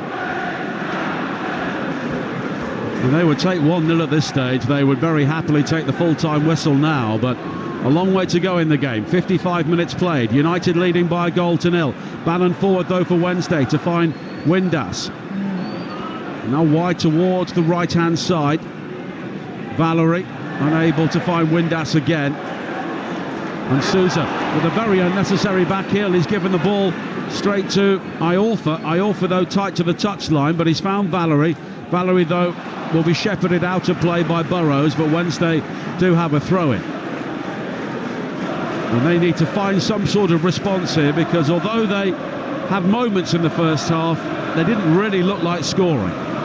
No, they didn't really have the quality of chance, although they looked threatening because they were direct. They got the ball up the pitch quickly, but it's really important now that they make use of throw-ins and set pieces Wednesday. Ingleson with a long throw again, headed away though by Suter. Flick further clear. Harmer was caught on the edge of the penalty area, and it will be a free kick. It was Jan Valerie who claimed it was a genuine attempt to win the ball, but it's a free kick instead for United. Yeah, when you're playing in the derbies like this and you get caught, then you just a little bit of over-exaggeration just because of how wild the atmosphere is, just trying to edge the referee in your way, because if somebody gets sent off, it gives you a real advantage around the edge of the area. I think he's trying to block, and in the end Harmer kicked against the bottom of Valerie's foot, and it was a foul by Valerie.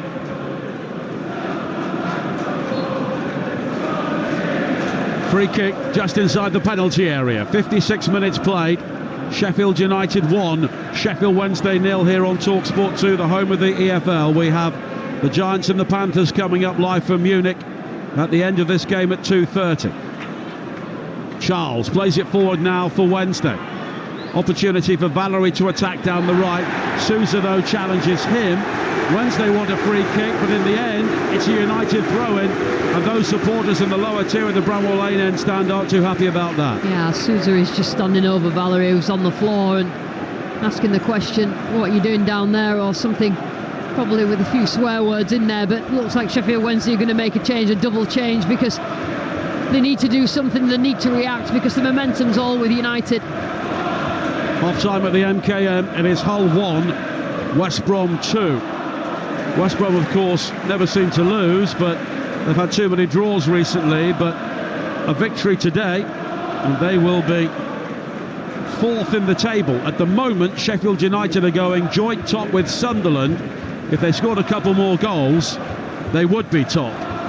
Leeds would be in third on 29 points, and then West Brom leading that group of sides, which includes Burnley, who play Swansea at 3 o'clock.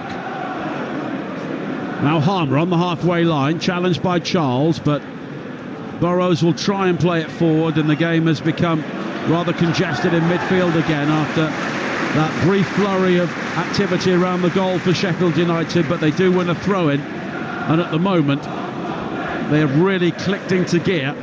Once they scored the opening goal, Chris Wilder has seen them to be very effective at least holding on to leads. Yeah, I mean, they had the intensity. That's what both managers asked for, but it's just having that bit of composure and quality in front of goal, and that's what Sheffield United have found, got themselves in front, and now it's with them.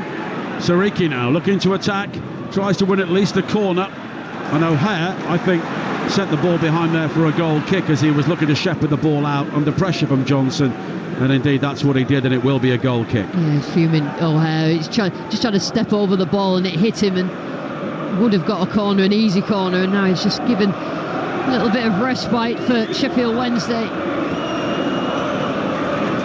Well, Chris Wilder was in charge the last time there was a goal in this derby, when Leon Clark scored the fourth one for United at Hillsborough back in 2017. And of course he's now back at Bramwell Lane, looking to win another promotion to the Premier League for his club.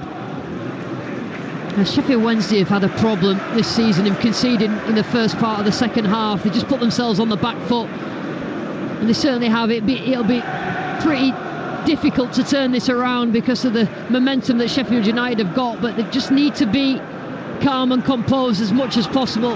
That's the 17th second half goal they've conceded this season, which is the most in the Championship. And Danny Roll will be very frustrated that whatever he said at half time was rendered irrelevant within a few minutes, and Michael Smith and JD Gassama will be coming on. So they'll be changing things up going forward. And Michael Smith has been a regular sub this season, but he has scored goals from the bench, and important ones too. And it's been a real debate among the Wednesday fans about why Michael Smith doesn't start more. Yeah, I mean, I think that his sort of aerial strength, his hold-up play, and he's got an instinct for scoring as well. It's somebody needs to get on the end of something for Sheffield Wednesday. And Ugbo's looking across to see whether perhaps it might be him that's coming off for Smith, but I don't think it is it? No, it's Marvin Johnson who is coming off. Of course, he suffered the wrist injury in the first half, but Michael Smith replaces him, and it's Svante Ingelsson who goes off to be replaced by JD Gassama. So it'll be interesting to see whether they go two up top here. Yeah, I mean, Ingelsson, I thought Ingelsson had a good game, and certainly his long throw had been effective, but he's obviously looking at something a little bit different. Danny Roll, but just to look how they set up now at Sheffield Wednesday when the game starts moving. Well, the two subs came on and they were sort of pointing the fingers and suggesting what the new formation is. We'll have to see, but here is Gassama, his first involvement. Right foot shot from him isn't too far wide. He nearly scored there with his first touch. He's claiming he was fouled on the edge of the penalty area in the act of shooting, but those changes almost producing the instant dividend. Yeah, I think he was also saying, Nigel, that perhaps it got a touch from a United player, but I think he just shot through the legs, didn't he? But as far as United are concerned, they just lost a bit of concentration there and nearly allowed Wednesday in. Goal kicks played short by Ahmed Hodzic to Cooper, and now back to the Bosnian, who plays it long downfield. Campbell challenged by Iorfa, no one wins it, and Dishon Bernard goes back towards Beadle, defending the Kop end away to our right hand side. United 1, Wednesday 0 in the Steel City derby, live on Talksport 2 with 62 minutes played. Tell you what, Gassama looks lively. He's come on. That's what Wednesday needs. Just a different dynamic, a bit of pace. You know, a player that's prepared to sort of run at, make a difference when they've come on. And Gassama's only been on a couple of minutes, and you've already seen that. Well, he was one of the main players in their battle for survival last season when they won 9 of their last 17 games to eventually stay up by 3 points. Now Lowe does well to play it down the line, left-hand side, into the path of Smith and back towards Lowe again. Windass is challenged, but Wednesday do have players around to win it back here. Bannon changing the point of the attack to find Charles. Valerie in support wide on the right-hand side now. 3 wait for the cross. Windass with those bright orange boots. Wide towards Charles again. And they've rather slowed the play down here Wednesday to give United the opportunity to rediscover their defensive shape. And now it's been given away. And O'Hare plays it long and high for United, looking for Campbell on the far side. He crumples to the turf under the challenge of Iorfa, and it will be a free kick for United. I tell you what, he just expected Campbell. He made a great run in out wide, and he was waiting for Iorfa to come in. And as soon as he came in, he just died on the floor, and the referee fell for it. But I'm not so sure if it would have been the other way around, whether Sheffield Wednesday would have got that. But Sheffield Wednesday, since the substitutes, they've sort of come alive. They've got those 2 up front, and it's just added a little bit of energy to them. But Sheffield United have always got that counter. Well, it's a free kick wide on the left-hand side. Michael Smith has now come back to try and help out defensively. 64 minutes played, and United here looking for the second goal, which will probably seal it. Burrows going short with the free kick to Peck. Peck now beckoning Burrows back towards him on the left hand side, and in the end Peck now will try and deliver a cross, which is blocked by Bannon, back towards Peck, who slices it into the penalty area off balance and into the arms of Beadle. Yeah, made a mess of that then. Sheffield United, they could have put the ball into the box, but tried to play and then they lost possession. I'm never quite sure why teams do that. I mean, I think that perhaps, Sheffield Wednesday probably got the height difference in there, but still, you just can put pressure on. You know, embrace the energy of the crowd, get them up by putting the ball in dangerous areas, and in the end they just lost it. Now Sariki streaking forward down the right-hand side for United, pulls it back to O'Hare inside the penalty area. He meanders towards the byline. He's challenged by Lowe. The ball sprints behind, and it will be a corner. Yeah, it's a good take, but I think there's a couple of times now Callum O'Hare, the ball come to him in the box that he could have taken a first-time shot, but he's taken a touch, and then it's difficult because he moves the ball very quick. He's got a low centre of gravity. You don't want to get anywhere near him as a defender, but he's got his team a corner. And the corner will be taken by Harrison Burrows, who has already become a firm favourite here. He's got the option of going short to Peck, but Burrows this time swings it high towards the far post. It's kept alive by Sutar, who dived in. Sutar's now having a real scrap inside the penalty area with Charles. I think a punch was swung there by Shay Charles. I don't think he connected. I'm not sure what the referee saw, but in the end he waves both players away. So Harry Sutar's coming in on the far post and actually comes round and gets a header. Shay Charles, and they're trying to get up and got hold of each other, pulling each other all over the place. It's just, not really as much in it as it could have been, but arms flailing everywhere. Well, it's a free kick to Wednesday, which was given for another incident inside the penalty area, some way from what was happening between Sutar and Charles. I'll tell you what, the ref will sleep well tonight. Well, it's a very difficult game so difficult to referee, and of course he doesn't have VAR to help him out either. I think if we did have VAR, this game wouldn't finish before midnight. Raksaki almost wins it back in a promising area for United, but now Wednesday win it back themselves. And here is Gassama infield to Windass. Bannon finding Charles. Bannon tells him to quickly play it wide to the far side, and Valerie, and that's what he does. Valerie now on towards Windass. Blackburn Hodzic comes out of the centre, does well to keep the ball in play, and eventually it's hammered clear up to the halfway line. Flicked on by Campbell, but he only finds Bernard, who goes all the way back towards Beadle again. It still hasn't dropped though. We're talking about the intensity dropping. We're still playing at a high intensity, particularly after Sheffield United scored, and so Sheffield Wednesday have to get themselves back in it. Spaces are appearing though. Raksaki has now been fouled by Lowe, and it will be a free kick right in front of Danny Rawle, who is just giving some instructions to Ike Ogbo, who I have to say has not had a huge amount of service, but hasn't really got involved either. No, I think that it's been a difficult game for forwards for Wednesday. I think the midfielders are more involved, getting themselves on the ball up the pitch, but not really put good ball into the box. Sheffield Wednesday. Underway at the City Ground in the Premier League. Forest 0, Newcastle 0.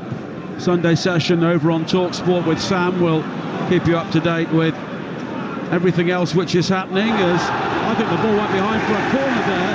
Hisham Bernard was looking to just guide the ball behind for a goal kick. He was challenged by Campbell, that hit Bernard on the knee, and it's another corner. I'm not sure whether it hit him on the knee after it had gone over the line. It's difficult to see from that, but the assistant ref was right in line. Got a little bit of a shove as well, so it's unfortunate for Bernard. Another corner kick which Burrows will take.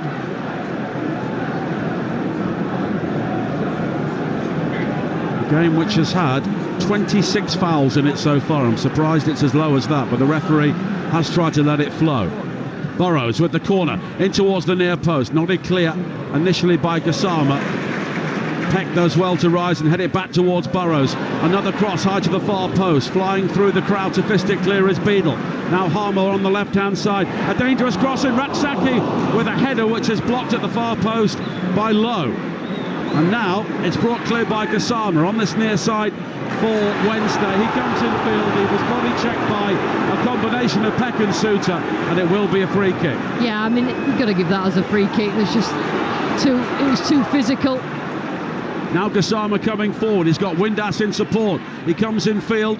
Outside the penalty area is Charles. Now wide towards the right-hand side, and Valerie. The cross in over the head of Gassama, flailing at the far post, and it'll be a goal kick. Yeah, Sheffield Wednesday fans behind that goal, they're getting really frustrated with the team.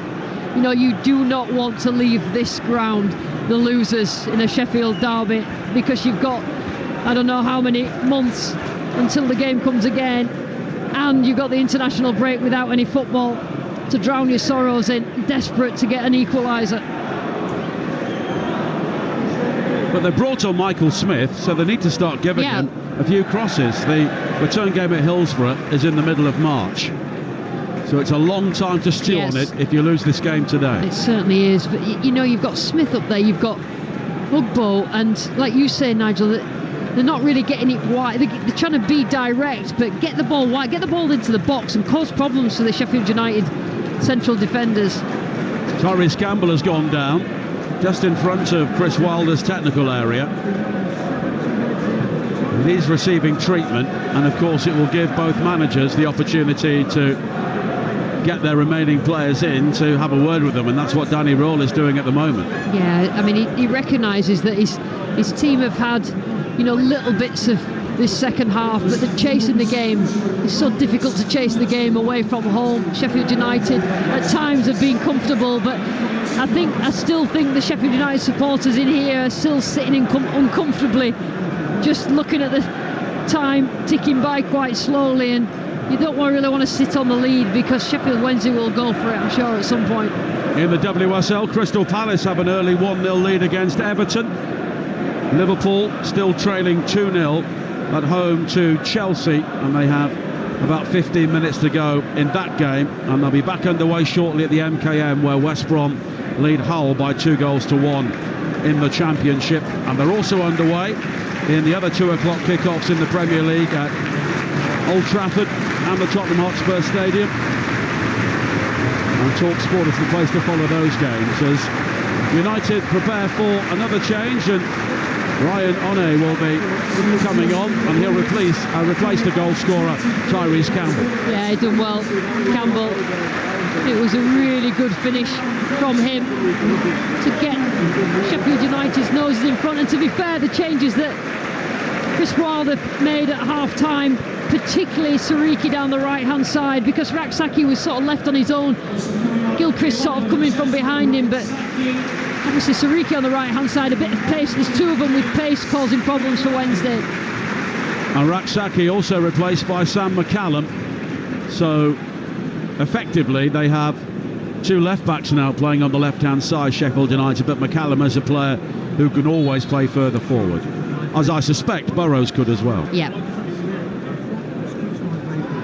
And just shore it up, I think, Chris Wilder, because you don't want to encourage Sheffield Wednesday onto you, but you need to make sure that you are compact and you don't take too many risks now trying to get a second. And Ryan One, only 18 years of age, scored in that victory against Bristol City as Windass sees the ball fall invitingly to his feet, 25 yards out, but he hammers the ball too high over the top. Yeah, first time really using Smith, and he holds it up, chests it down, takes a touch, Windass, and skies it. But that's the sort of combination play that Smith is brought into the team for, bringing the likes of Windass into the game.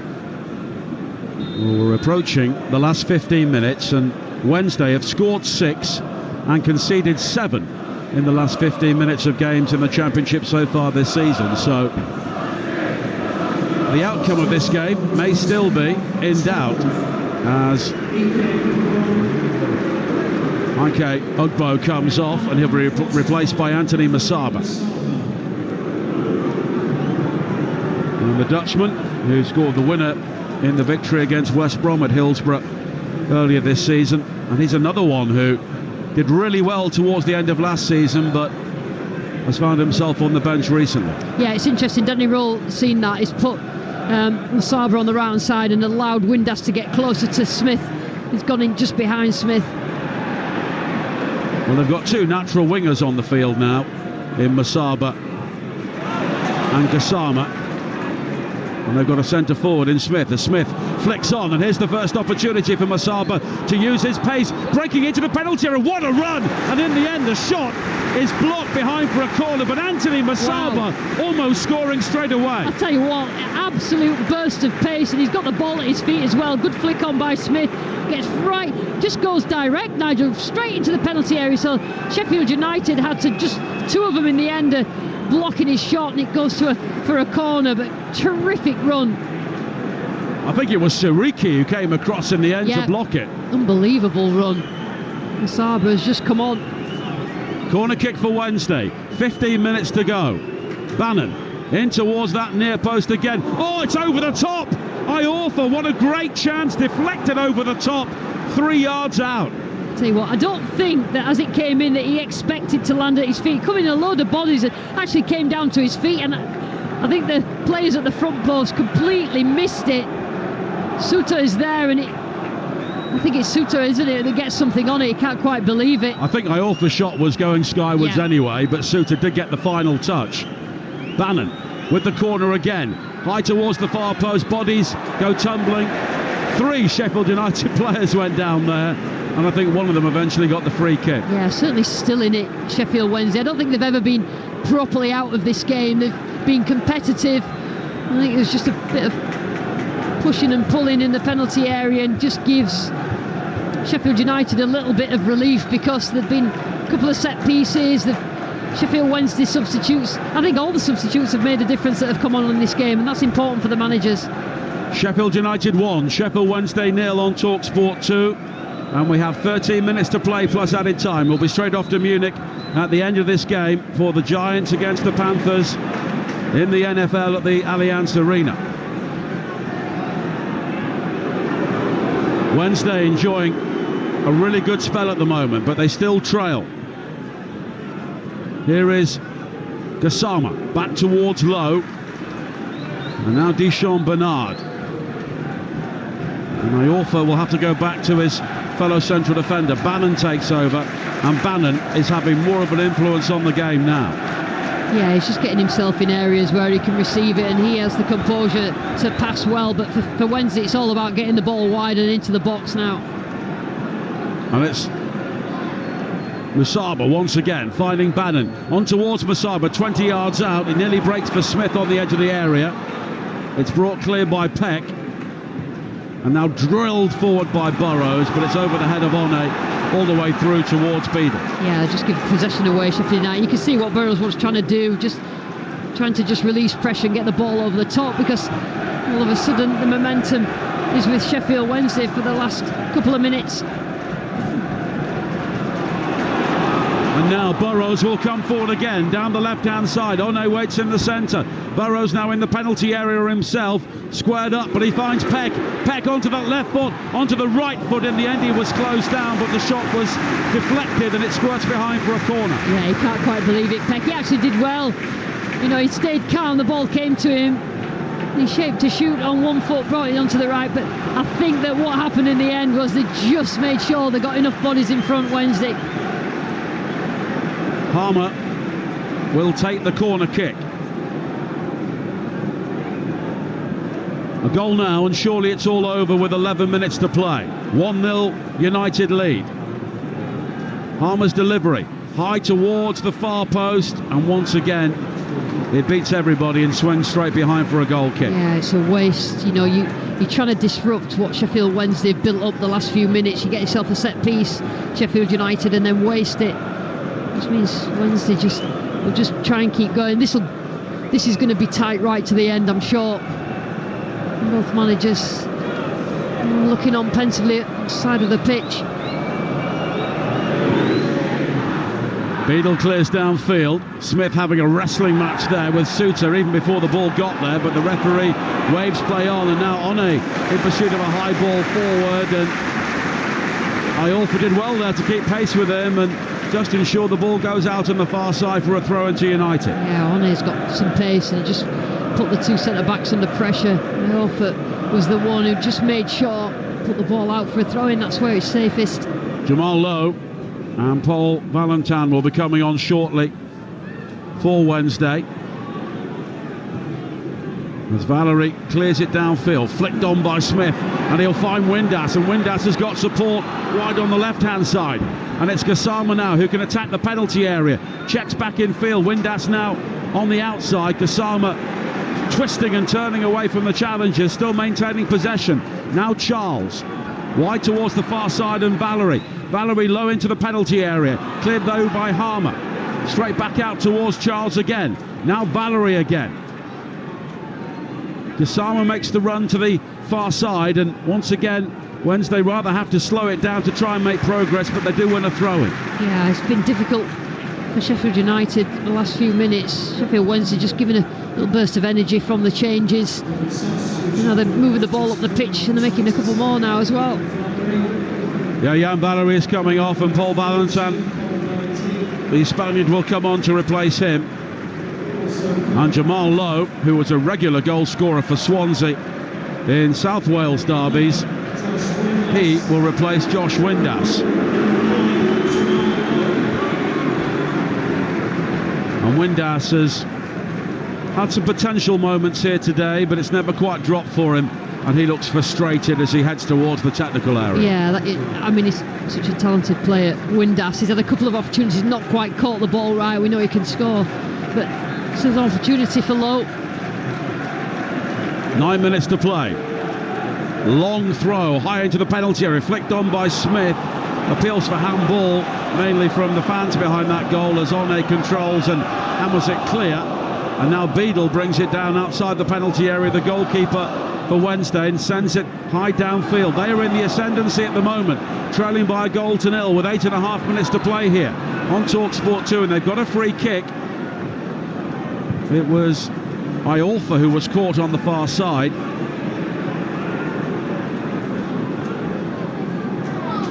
And it's played quickly, and Sam McCallum, who maybe isn't quite attuned to the game, was the player who committed the foul there. Now Gassama. coming forward down the left for Sheffield Wednesday. Jamal Lowe comes short and then peels back into the penalty area. Gassama tries to go beyond Siriki, and the final touch was off the fullback, and it will be a corner kick. Yeah, another set piece that Sheffield United will have to defend, and you've been forcing it, forcing the issue. Sheffield Wednesday trying to desperately get themselves back in the game. 7.5 minutes to play. Wednesday trailing by a goal to nil, but knocking on the door here. Charles will take the corner kick. United have pulled everybody back. Charles with the delivery, and at the far post it's headed over the top by Iorfa, and he hangs his head, and then there's another confrontation in the heart of the 6-yard area, and the referee is quick to come in and sort that out. I'll tell you what, that's a chance, Nice. You know, you look, it was quite high. Suter is the one that's marking him, but he got above Suter. Needed to direct their header better. I would say that's a good chance for Iorfa.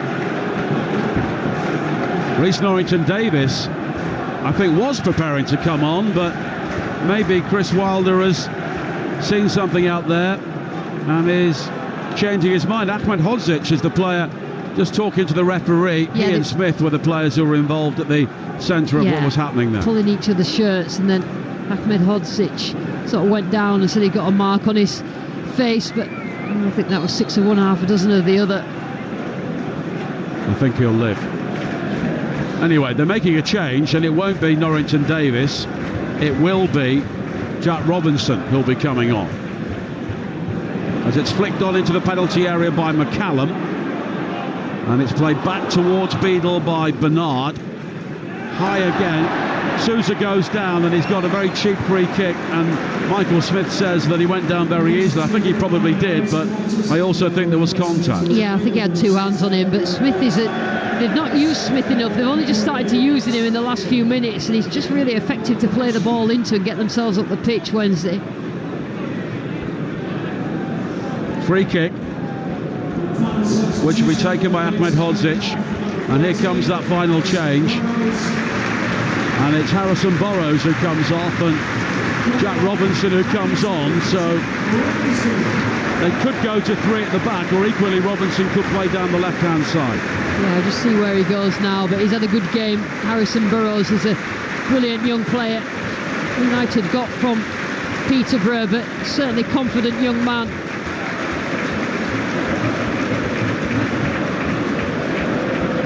Well, they've got McCallum on the field, so they could go to 3 at the back. Equally, Robinson could play as the fullback as well if required, but with 5 minutes to go, I think it's a case of everybody back. Yeah, I think it's about managing the game now for Sheffield United. Can they get the 3 points? Are just so important at this stage for them. Siriki just slipping as he plays the ball in field. And now Peck finding Ahmed Hodzic. O'Hare tries to allow the ball to run. And Bernard going all the way back to Beadle. He hammers the ball downfield. Smith losing out to Suter this time. Peck able to bring it down, but it strikes Siriki, and it breaks infield to Charles, and Shea Charles can bring it forward now for Sheffield Wednesday. Good ball into the penalty area for Masaba. He keeps it in play, but then he slips at the crucial moment, and it's a goal kick. Yeah, I mean, it was a diagonal ball in behind, and he really had to shift, didn't he, to get on the end of it, Masaba, and he couldn't keep it in. But I think they have gone to a back 3, Sheffield United, just to deal with the 2 big men up front. Bruno Fernandes has marked his 250th appearance for Manchester United with the opening goal. They lead Leicester by a goal to 0 in the Premier League. Still 0-0, Forest Newcastle and Spurs Ipswich. And in the Championship, an hour played at the MKM. Still Hull 1, West Brom 2. And in the WSL, Chelsea closing out a 2-0 victory against Liverpool. Palace still a goal up on Everton in the early stages at Gander Green Lane. I was there last week for the FA Cup along with Sal. As a free kick's been given to United on the far side for the challenge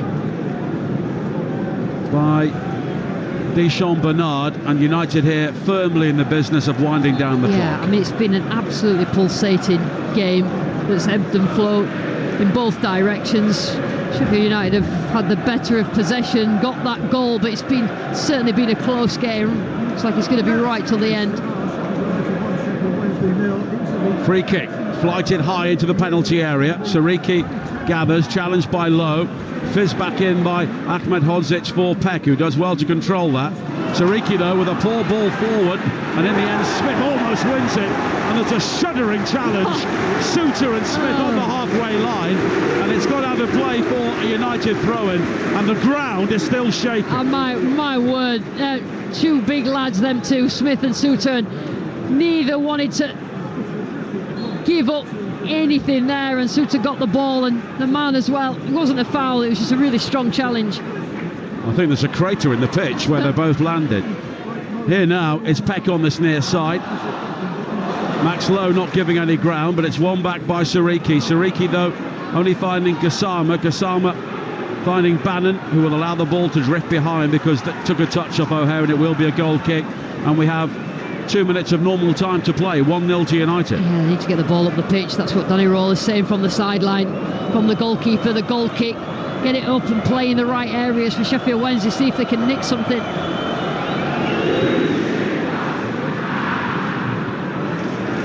Headed down well by Sariki to find Sousa from the goal kick, but now hammered forward by Iorfa, looking for Smith, and again Suter wins the aerial duel. Shea Charles with a high boot on Sousa, and it will be a free kick for United, and the referee shows a yellow card for Shea Charles. Yeah, I think Sousa's playing the game. You know, he recognises how long's left. He got caught, I think, in that challenge, and just giving his team a chance to just run the clock down.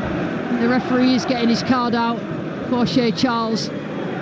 Murillo has scored his first goal for Nottingham Forest. They lead Newcastle by a 1-0 at the City Ground. I think he's had a couple disallowed by VAR, Murillo, so he'll be delighted with that. Free kick which Robinson is over. Chelsea now lead 3-0 against Liverpool in the WSL. Aggie Beaver-Jones with the third one. As Wednesday play it long, but I think the ball had gone out of play there before it was played, but Wednesday will have a throw-in on the far side. In fact, the free kick's been given. And Beadle bowls it forward about 10 yards further than he should have done, so he'll be ushered back. And he goes back a couple of yards, and the referee will send him back. In fact, offside was given, so he knows exactly where it needs to be taken from. Hilarious, because the crowd on that side are giving him pelters. Again, he steals a yard to hammer it 50. A minimum of 6 added minutes here. 1-0 to Sheffield United. 6 minutes. That's obviously all the substitutes. Well, that cheer you can hear is because Gassama had the opportunity to control on this near side. It bounces over his foot into the crowd, and the United fans aren't giving the ball back. I'll tell you what, this has been brutal. From the fans on the sideline to the players on the pitch, nobody's given an inch. It's been absolutely brutal. It really has been Championship football in the raw here today. No one has given an inch. The fear of losing at times has overcome the desire to win it, but at the moment, Sheffield United are winning it. But Wednesday still have time. Bannon with the free kick, high to the far side, headed away by McCallum. Now Valentin, though, challenged, and he's lost out. Sousa pirouettes and turns and plays the ball in field. Harmer's trying to release Peck, but the ball hits Peck on the back, but Peck recovers. He's now got O'Hare in space to the left if he wants to play it in, but Peck may go himself, a slaloming run, but the cross is blocked by Bernard. Peck was then caught late, but the referee allows play to continue, but Sousa was stronger there than Iorfa and goes all the way back towards Cooper. Yeah, he's been good, Sousa. When they've got themselves in front, Sheffield United, he's been very good just sitting in front of the back four. Now an opportunity for One to bring it under control. And he's done well. He's got Peck in support. One thought about going for glory from 30 yards, but hits Barry Bannon about 6 inches away. Now Ahmed Hodzic coming in field again, midway inside the Wednesday half. 2 of the 6 added minutes played here. Sariki finding Harmer. Back towards Sariki again, but Lowe challenges him inside the area. The United fans want a penalty, but it was always going to be a goal kick. Absolutely, it's probably a foul the other way, coming together in the area, just got the wrong side. Harmer, the way that he gave the ball, Sadiqi's run just gone too far. Well, it's not been pretty by any means, but Sheffield United are almost there.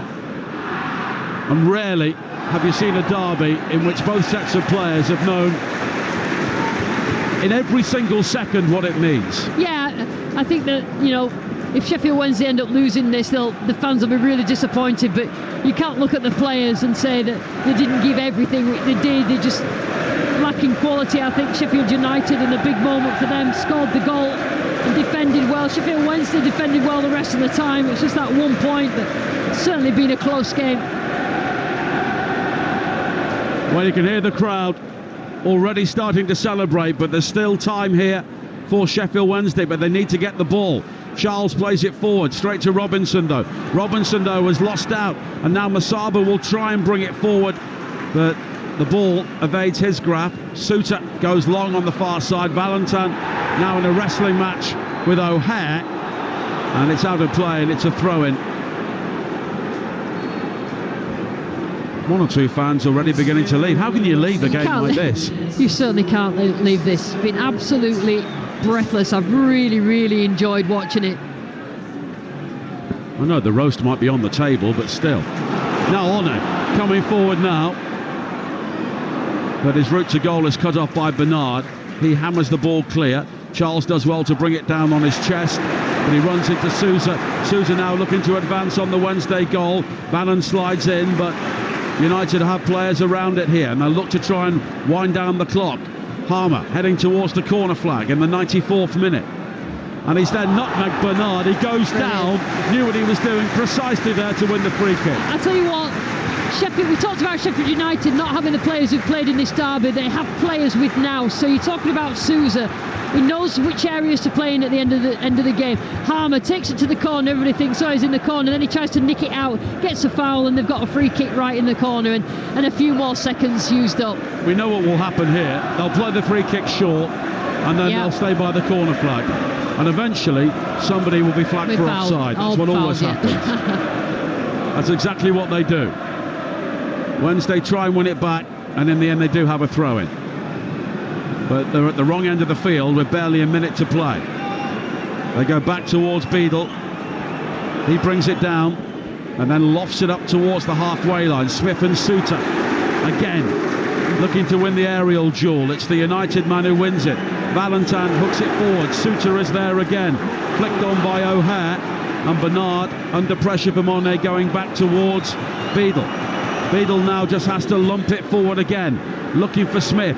Smith tried to get goal side, but in the end it was flicked on by Iorfa, who was forward. Now Lowe. Valentin on the halfway line. 30 seconds of added time to play. High up towards the edge of the penalty area. Iorfa heads it down. Smith trying to wrestle for the possession. It breaks to Lowe. Lowe is challenged by Robinson, and it will go out for a throw-in to Wednesday, and this is surely their final chance. Yeah, a little bit desperate then in the penalty area from Sheffield United, but it's going to be a long throw by the looks of it. Sheffield Wednesday need to get that first contact. Throw-in for Sheffield Wednesday. The 6 minutes has elapsed. Long into the near post. It's allowed to travel a long way. It comes back out to Barry Bannon. Bannon wide towards Gassama. Gassama with a low ball into the penalty area. Cleared initially. It's all over. Sheffield United celebrate. They have won the Steel City Derby. And it's very easy to see what it means. Delight for them. Desolation for Sheffield Wednesday. Tyrese Campbell scoring the only goal just after half-time. And the red side of Sheffield will celebrate this one long and loud. But if you're an Owl, it's a long trip back to the north of the city, because their wait for a victory in this fixture goes on. Tell you what, Nigel, the noise then when the final whistle went, everybody from a Sheffield United persuasion on their feet. The noise was incredible. The celebration on the sideline from Alan Neil and from Chris Wilder, from the players. That's what it means. It's a proper occasion in this area of the country, and it's been a really good game to show that. Sheffield Wednesday, been a tight game. They'll be really disappointed, but you know, Sheffield United just did enough in the big moments. Thanks to Lucy Ward, delight for Sheffield United. They have won the Steel City Derby, beating Sheffield Wednesday by a 1-0. Now on Talksport 2, we go live to Munich.